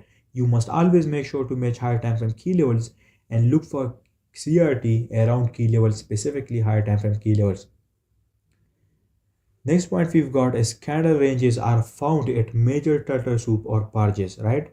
And last but not least, we've got the most important point, which is that the best CRT are usually formed during manipulation profile, right? Or manipulation phase when liquidity is being purged. That is where usually the tops and bottoms are formed, and you'll see that almost all of the time there is a CRT present there during the manipulation profile. And if you can back it up with the right framework and the right protocols, then you can accurately gauge tops and bottoms with CRT. Now that you are aware of these points and this knowledge, you'll be better equipped with knowledge about selecting and finding CRT correctly. And also make sure not to forget that along with all of these protocols or points, you must always consider the time aspect at all times and make sure that the reactions and purges and formation occurs at key times in macros. Now go over your charts and examine these key zones and price, these range highs and range lows, rejection of highs and lows, and you'll always find the best CRT to be formed there.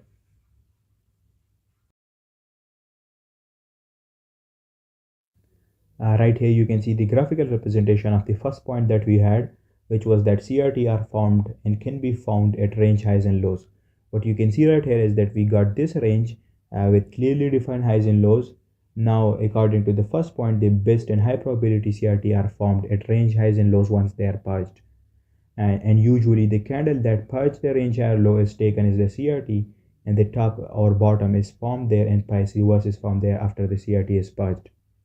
You can see that we first purged the low with this candle right here, and price then purged that candle range and formed the bottom there and then reversed from there. In that case, that would have been your CRT, that exact candle which purged the range low.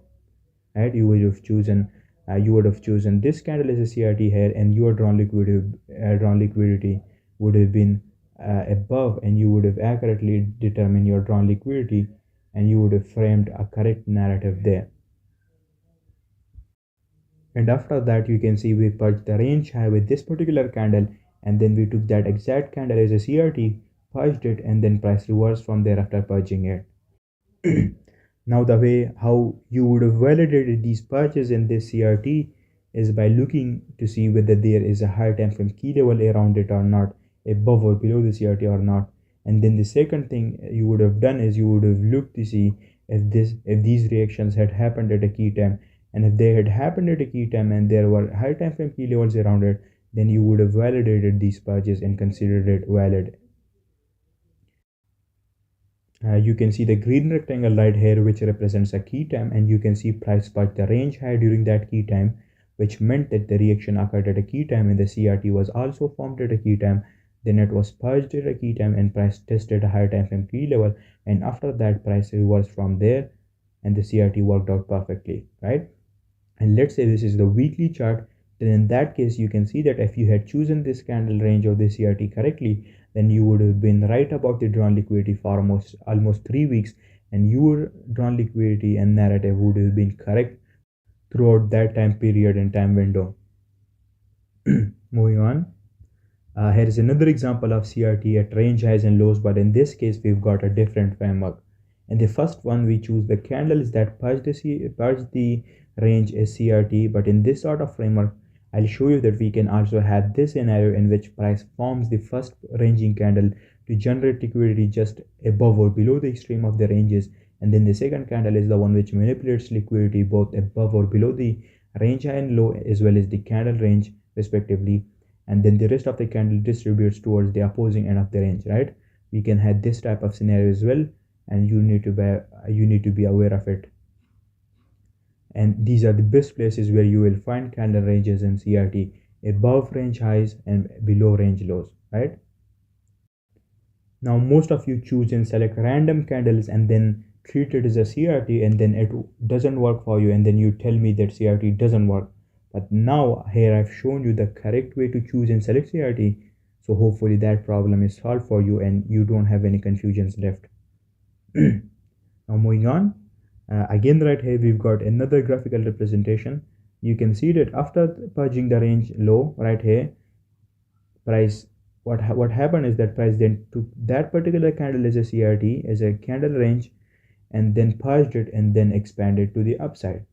Now if you are a good observer, then, and if you remember the first part of the chapter, then you would remember me saying that candle ranges are not only falsely broken in this form, but they can also be truly broken, and in that case price used those candle as support to react off of it, and then that candle ranges inherently turns into an order block. And here is the example of it. First, the candle range right here was purged fastly, and price completed the framework by expanding towards the opposing end of the range, but right here it was truly broken to the upside, and now in this case it turned into an order block, and now price could potentially use it as a key level in the form of an order block and expand from there. And you can see price came down below, find support there, and then expanded from there. And from this you can see that candle ranges not only can be used to accurately determine or frame down liquidity, but also you can use it to assess and gauge where key levels are born and key levels are formed, right? This is how most key levels are formed, through the help of CRT. And after the expansion toward the end of the range, you can see we formed a range high there, and then we purged it at a key time, and after that we repeated the same framework all over again, right? And that's how we would have chosen the correct CRT or candle ranges, right, at range highs and lows. And these are the blueprints and signs that you will find all over the charts at each swing points and range highs and lows. Right now, go over your charts, backtest this start and backtest this framework, and you will see that CRT, high probability CRT, are always formed at around range highs and lows. Now moving on, let's explain the next bullet point, which is that candle ranges are formed at rejection of highs and lows. After going through this chapter, most of you would probably already know what rejections are, where does these rejections occur, and why do they occur, and what each type of rejection represent, right? If we have a rejection below low, then it's a bullish order flow. But if price is consistently rejecting above highs, like in this example right here, then the market is in a bearish order flow. Now, in case of both order flow, you would find and see that the best and the most important CRT are formed at these rejections of highs and lows, right? The most important and essential thing is that rejections would always occur at key times, and along with these rejections, price would always make sure to test a key level or a PDRA, and all of that leads to price forming a CRT there, which initiates the top and bottom being formed, right? And that's where you're gonna find these CRT. Here's a graphical representation. You can see on the left we've got a higher time frame, and on the left we've got the lower time frame price action. What you can essentially see is that we are in a bullish order flow because we are rejecting below lows and breaking above highs. On the higher time frame, we've got this higher time frame key level in the form of this order block, and on the lower time frame, you can see that we're going to position ourselves in this trend by waiting for price to reject below low, right? And we would avoid all of this price action and only position ourselves once price purges below or rejects below this low and test the higher time frame key level, and there, more often than not, you will always find a CRT present there, and then that CRT would be also formed at key time, and then my objective would be to wait for that CRT to be purged so that I could then position myself on the lower time frame, right? That's how you look for CRT, and that's where CRT are usually formed. Moving on, next up we've got is key levels, right? Now the best CRT are formed at around key levels at key times, right? We've already discussed this before, and let me explain it briefly here. A key levels acts as catalyst for price to react off of and expand towards the higher time frame drawn liquidity. And based on that, it makes perfect sense that candle ranges would inherently be formed here, because we know that CRT gives origins to major tops and bottoms, and there you can position yourself accurately and more precisely. You will find the best CRT at around key levels. On the left, you can see that we've got this key level in the form of this higher time frame order block. What you can also see is that price is rejected below this low right here, and our drawn liquidity is higher. So in this scenario, price rejected below this low, tested a key level, and all of this reaction occurred at a key time. So based on all these factors, you would have selected this candle as a CRT, and it would be a valid CRT, and it would have worked out perfectly for you. And if you had gone down to the lower time frame after the CRT was purged, you could have then also positioned yourself in the second candle with an order block entry and targeted the opposing end of the candle, right? That's how you would have had a proper framework to work with and to frame an entry with, right? Moving on, and again right here you can see that based on the protocols that I gave you, the best candle ranges or CRT are formed at rejections of lows and inside manipulation profiles. And right here you can see that we have this manipulation profile below these equal lows, and our drawn liquidity is higher, and along with that we also tested a higher time frame key level, but it doesn't end there. Another huge important factor is that all of this happened at a key time. So based on all of these confluences and factors, you would have chosen and selected this candle right here, which purged below the and which purged and rejected below the lows as your CRT, and this would have been the most logical and critical CRT you would have ever seen, right? And it would have worked out perfectly for you. And then again, you would have waited for this CRT to be purged on the lower time frame, and then traded with an order block entry on the lower time frame based on its time frame diamond. Now in all of these examples, you can see that I'm using a proper logic and a detailed thorough process to choose and select CRT and candle ranges, right?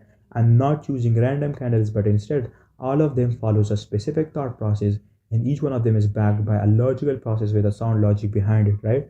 There are no randomness to it. Everything is perfectly clear, and the whole interaction is done in a proper fashion and manner, right? And this is probably the first time you've ever seen this. Most people that talk about CRT are in no position to mention it or even teach it, right?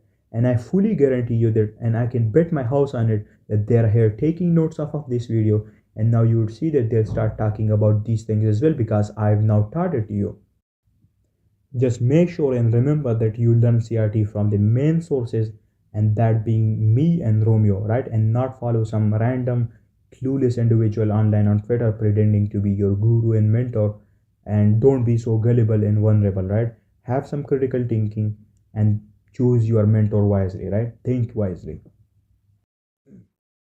Now, moving on.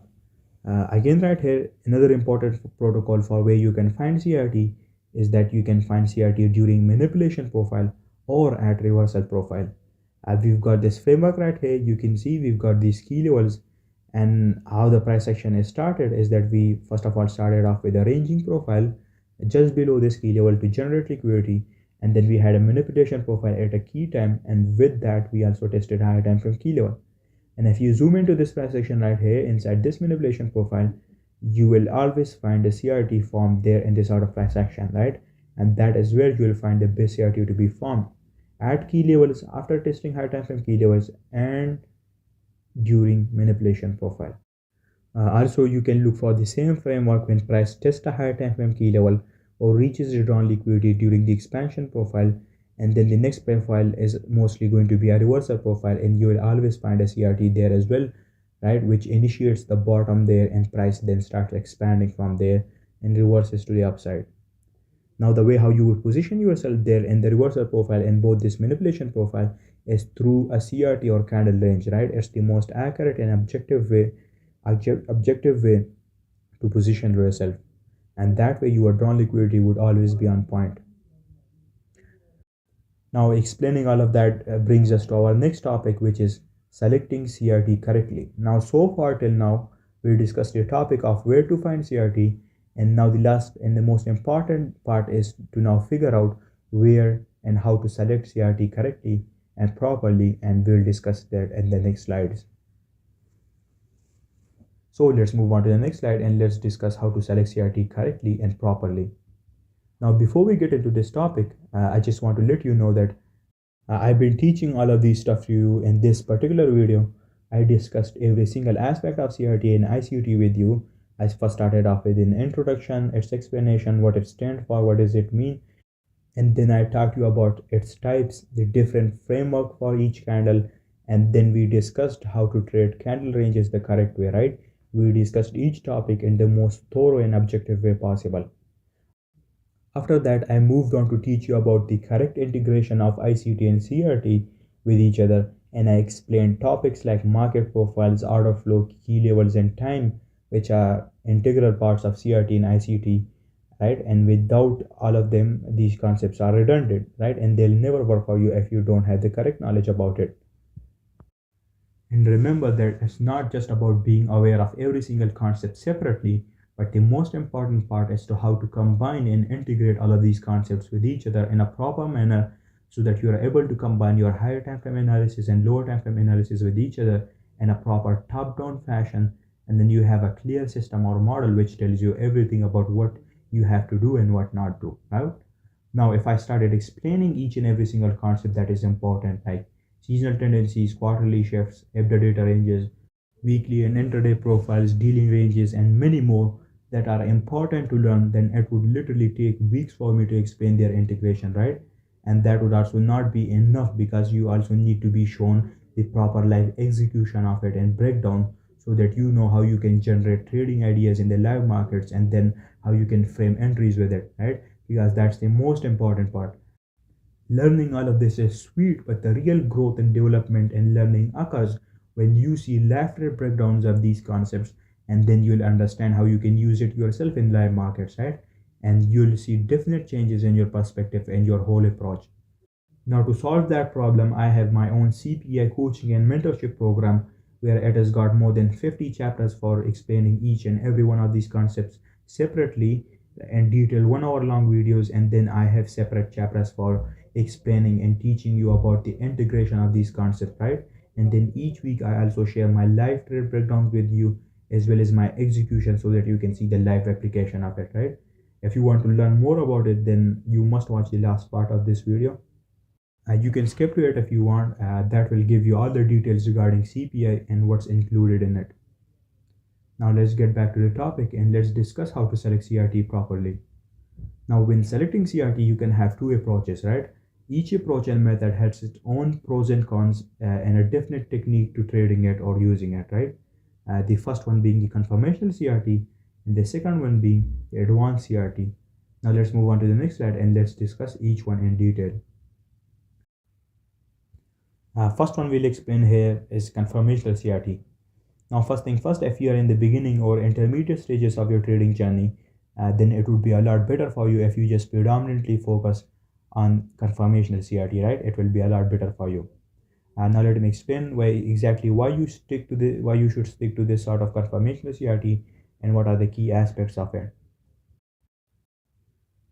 Now, just as the name suggests, this sort of CRT or this method of selecting CRT requires confirmation before you could trade it. That is why it's a lot more simpler version of CRT, because before you can trade it, you are waiting for a confirmation that decreases your probability of being wrong on the trade or losing it, right? In this sort of CRT, you'll only be trading the third candle and you'll forget about dealing with the second or first candle, right? You'll have nothing to do with those two candles. Your objective would be to wait for the first candle to finish and form the ranging candle. And after that, if you can't really predict or anticipate whether this particular CRT candle can be used as a range, then in that case, you will wait for a confirmation in the form of the second candle manipulating the CRT candle or purging it, and then you'll wait for the second candle to close, right? Now, even in this scenario, you can have two cases. And the first one, which is a high probability scenario, in which the second candle purges the CRT and then it closes inside of that particular candle range. And in that case, your confirmation is strong and the probability of that CRT playing out is also strong. And you can have more conviction in your analysis, and you can then trade that CRT with the third candle, right? The second scenario is when price purge the first candle, but then the second candle closes outside the CRT, which is a low probability scenario. Now it's a low probability scenario, but it doesn't mean that the CRT has become redundant or invalid, right? It does not necessarily indicate that at all. It's just that you have to be more cautious in that scenario and risk appropriately based on that narrative.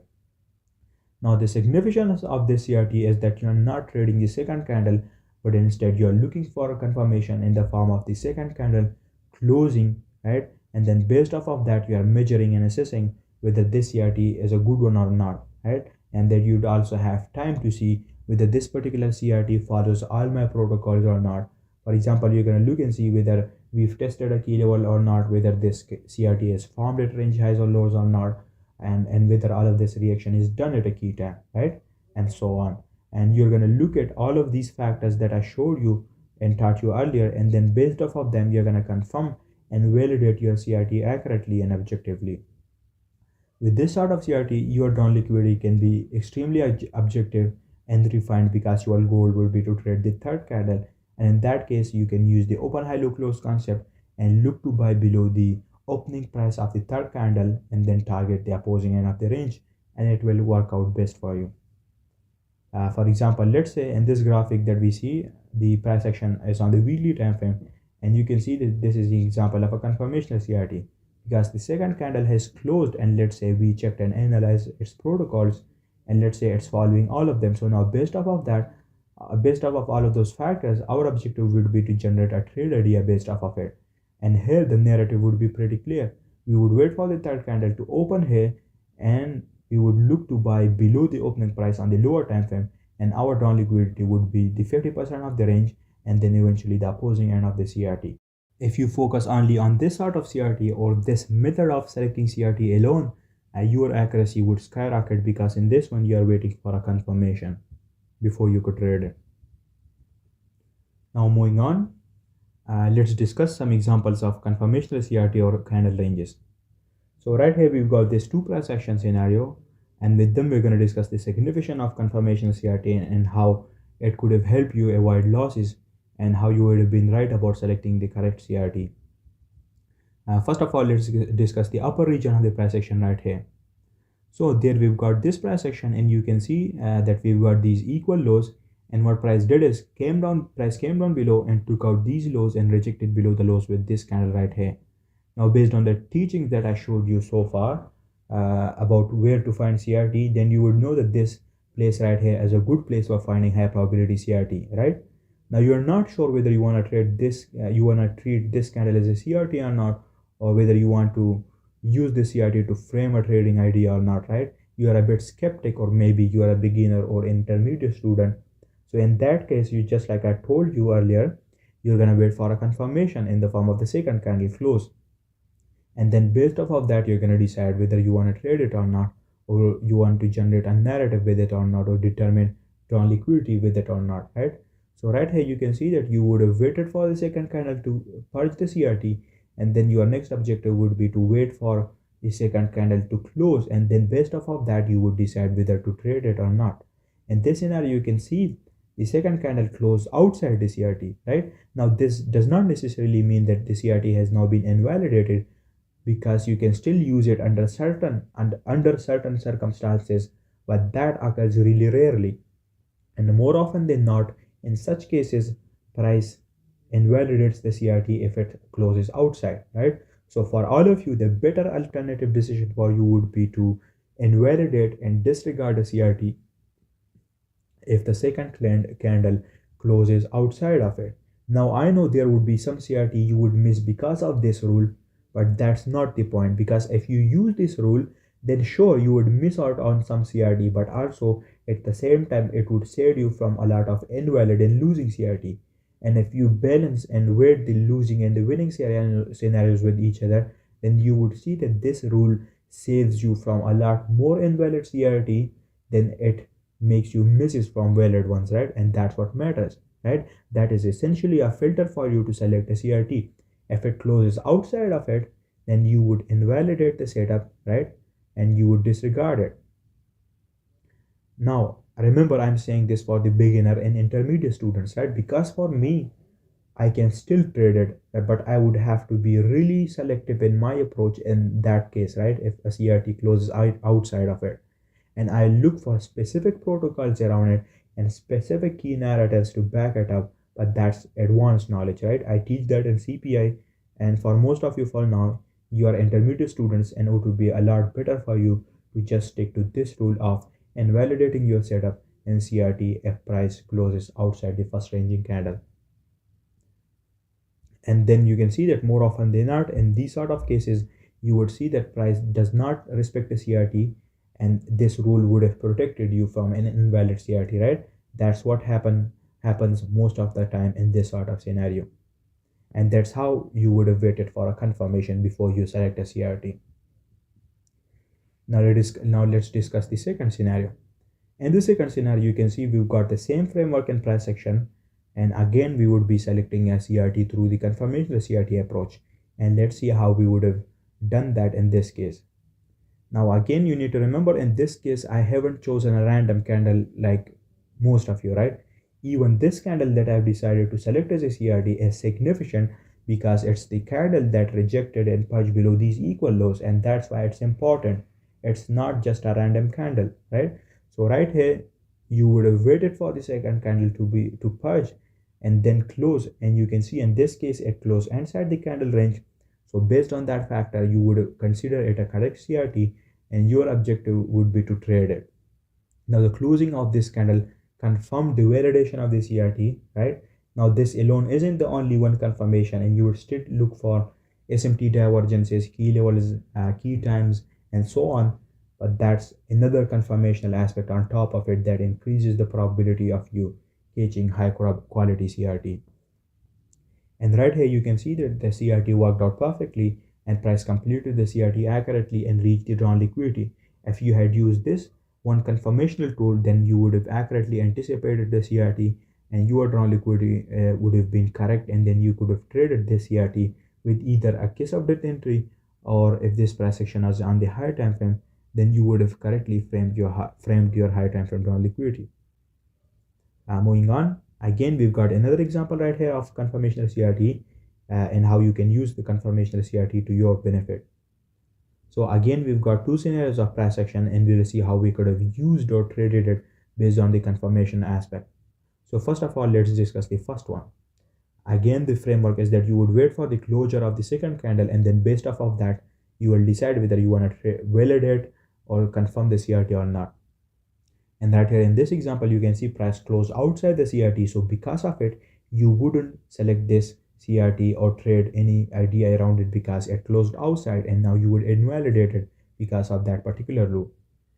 And then moving on, you can see price did not respect this candle as a CRT and went lower because it closed outside the range. And down here in the second scenario, you can see price close inside of it after purging the first ranging candle. And in this case, you now have enough confirmation because price closed inside of it, which is a good sign, an aspect of confirming or validating a CRT. And because of this confirmational aspect, you would have been saved from the first CRT above here, and you would have correctly anticipated and predicted this second CRT down below. Now moving on to the next slide. Here in this slide, we'll talk about advanced CRT, right? Now this type of CRT, just as the name suggests, should only be used if you are an advanced student that knows how to properly integrate ICT concepts with each other, and then also knows how to integrate those ICT concepts with CRT in a proper logical fashion.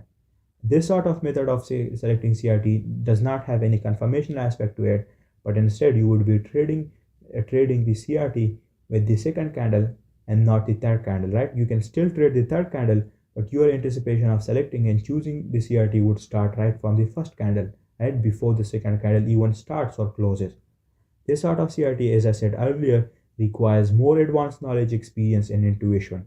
And if you are a beginner intermediate student, then forget about trading this sort of CRT or selecting CRT with this sort of approach. Now remember, right here we're discussing the two different approaches to selecting a CRT, right? We've already discussed the protocols for CRT and where to find the CRT in the topic before this. Here we got this example. You can see in the first one, you are unsure whether to select or anticipate this candle to be a CRT or not, and then to gain conviction or to assess whether this candle can be chosen as a CRT, what you would do is look for all the protocols that I taught you earlier. For example, you're going to see whether this CRT is formed at a key time, whether the CRT is in the direction of the higher time frame drawn liquidity.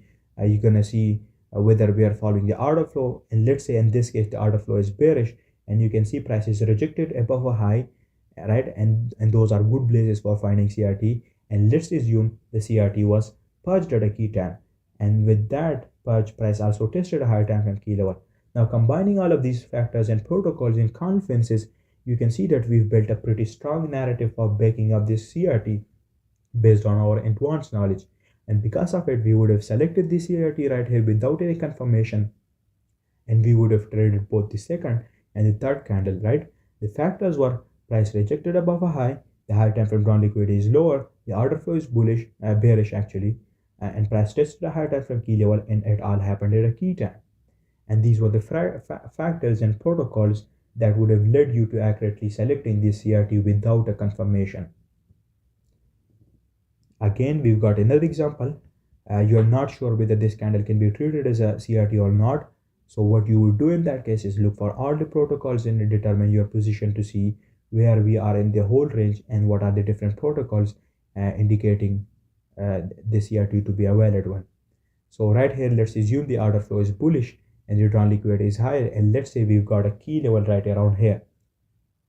So based off of these factors, we would select this candle as a valid CRT without any confirmation, right? What you can also see is that along with all of those factors, this reaction also occurred at a key time, and price rejected below this low and in bullish order flow, and we tested a higher time frame key level. So we would have traded both the second candle and the third candle after the purge had happened, and our drawn liquidity would have been correct. And we would have also correctly generated a trading idea here, right? And remember, this is just 40% of the advanced CRT knowledge that is needed, but this is basically the idea, right? Also, let's say in this example, let's say you did not had enough advanced knowledge to select a CRT without a confirmation. Then in that case, what you would have done is you would have waited for the closure of the second candle, and once that closes, then you could have traded it. And right here you can see price close inside the second candle, inside the ranging candle after purging it, and that would have been enough confirmation for you to select that CRT and then trade it on the lower time frame. Here is another example of it, right? And with the things that I taught you so far, you can probably reverse engineer this yourself, and you can see how you would have selected or how you would have traded it. Now let's move on to the next slide, and right here let me give you a simple intraday model that you can use for intraday for trading ICT and CRT. Now this model contains all the main ingredients and aspects needed for a complete modular system, right? So first of all, you're going to start off with the higher time frame, and on the higher time frame, you're going to do one thing. You're going to determine your drawn liquidity and your directional price for the day. And you're going to do that with market profiles, key levels, order flow, and many more concepts. And you're going to make sure that they are integrated properly. Now, determining drawn liquidity is one of the most important part of a strategy or a system, right? And without it, every single system is incomplete and redundant, right? It's also a complicated process in which you need a step-by-step approach, right? About how to integrate these different topics that I discussed, and you must have correct, detailed, and comprehensive knowledge about all of its intricacies and details. Now, explaining this whole thought process or this whole step-by-step process of determining drawn liquidity could literally take hours, but I have separate chapter for this in my coaching program. And along with that, I have more than 100 trade breakdowns where I use the exact same process in live markets. So if you want to learn more about it, the details are at the end of the video or in the pinned comment of this video, or you can find them in the description. Now moving on to the next step of this model, the next step is going to be to go down to the 4-hour time frame, and there you have two objectives. You have to first of all build narrative, right, with concepts like open, high, low, close, weekly profiles in power of 3, and you must make sure that you properly integrate these concepts with each other, otherwise you could mess up things, right? And the next objective would be to select a key level in a CRT on the 4-hour. And again, these are also selected through a thorough and detailed step-by-step approach. The next step is to go down to the 15-minute time frame, and there again you have two objectives. First of all, to identify the intraday profiles, meaning you're going to build a time-based narrative, and then based off of that narrative, you're going to frame an entry. And your next objective would be to position yourself and execute a trade with an order block entry aligned with the high time frame drawn liquidity and CRT, right? And this is your whole process for a simple trading system. It has all the important aspects needed. First of all, determining drawn liquidity, then building price-based narrative on the 4-hour, as well as selecting key levels in CRT on the 4-hour, and then building time-based narrative on the 15-minute, and then executing your entry model, right?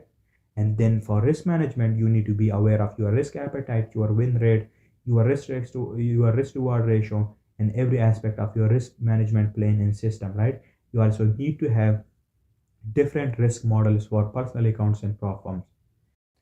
And then you must be disciplined enough to follow this system consistently with a professional approach, which will require you to do and perform both technical performance reviews, risk management reviews, and psychological reviews, which will pinpoint and identify your mistakes and the issues that you're struggling with, and you can then solve those psychological issues, and which will improve you as a trader and improve your long-term profitability, right? This would be your whole trading system. Now it sounds simple, but you need the correct integrative knowledge for it to be able to accurately use it or trade it, right? Now moving on, let's look at some examples of CRT. Let's look at the first example here. So you can see that first of all, we've got this higher time frame key level right here, represented by this gray area. The second important thing about this framework is that right around here, we've got this key time represented by this green area. Now, based on that framework, let me explain this framework of price action to you.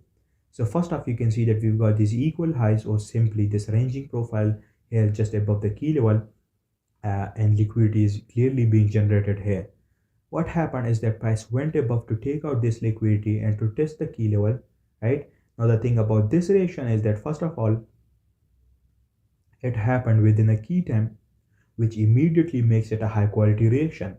The second thing is that price rejected above these highs and purged these highs with this particular candle, and with that it also tested a higher time frame key level, right? Now it didn't test a higher time frame key level, but it closed right below this key level.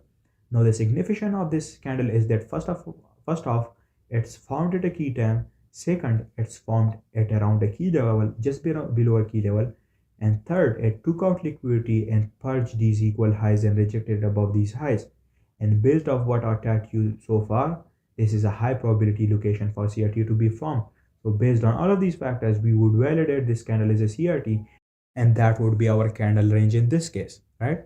What you can see is that price purged the CRT, tested the key level at a key time, and after that price reversed and closed inside, and after that we reached the drawn liquidity in the opposing end of the range, right?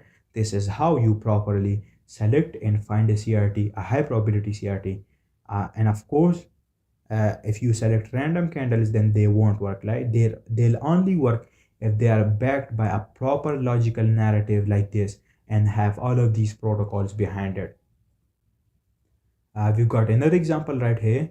You can see on the left we are in a bearish order flow, and price is consistently rejecting above highs and breaking below lows, and which clearly suggests a bearish order flow.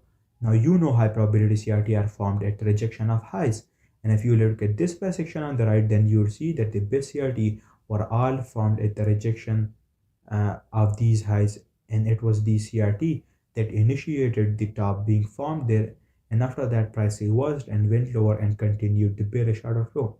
Look at the rejection of highs and then the CRT on the right, and you'll see a pattern there that the CRT are always formed at the rejection of these highs. Moving on, here we got this weekly chart of EU, and again you can see that the CRT are formed at key areas and key levels. The first one you can see is the candle that rejected above this range high and purged liquidity. That's why it had so much significance as a candle, and price validated as a correct CRT. Then the second CRT again you can see is the candle that rejected below the low, and that is also a good location for CRT to be formed. And that was the reason those CRT were considered well a CRT, because they purged liquidity and rejected below a low and rejected above a high. And then the rest of the candles CRT you can see have the same logical framework behind it, right? This is how you find and select a CRT, right? It must have all of these protocols and factors behind it, right? They are not random candles at all. And moving on, look at this bullish order flow right here. Price is consistently rejecting below lows and breaking above highs, which suggests bullish order flow. And right here you can see that every time the CRT was formed when price rejected below a low. If you see towards the right, then you would see the CRT were all formed at the rejection of these lows, right? This is exactly where you will find high quality CRT, right? They are not at random places at all, but at key locations like this, where the candle has significance and a proper logic behind it. And again, you would have matched it with key levels and key times every time if you wanted to validate a reaction or the CRT. You can also see the two different approaches to selecting CRT, and either you would have waited for a second candle to close, or you could have even traded before it by using the advanced knowledge. Moving on, look at this example yourself, and you can probably reverse engineer yourself why this candle was selected as a CRT and a valid CRT, right? It's pretty obvious by now. Here's another example. You can see this particular candle tested this opening gap right here, and we also had an SMT divergence. One asset took out the CRT and purged the CRT, whereas the other one didn't, and which led to the CRT being validated, and then we reached the 50% of the CRT, and it worked out perfectly.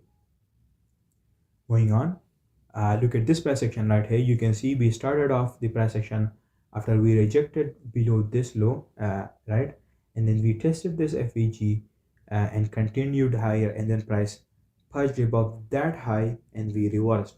And on the right, you can see that the CRT were always formed at key levels and major highs and lows. The first CRT was this candle right here, and price rejected below it. The second one was the CRT formed right at this FVG, which made price continue higher. And the third one being the candle that purged this high, right? Every one of these CRT had a proper framework behind it. Moving on, right here you can see how you would have traded a CRT of the lower time frame. You can see once it's purged, you wait for an order block entry right here on the lower time frame. You would wait for the candle that purged the CRT to be engulfed and for price to close above it, and then you wait and execute on that candle, and you must make sure that this reaction and purge happens at a key time before you validate it.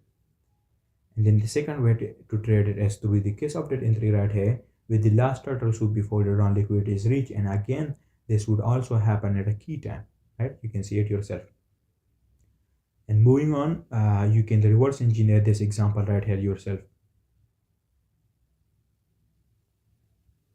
And this is how you trade a CRT through an order block entry in the form of a confirmation entry. You can see we waited for the candle that purged the CRT to be purged, and once it was purged, price then tested it and went lower, and our entry worked out perfectly.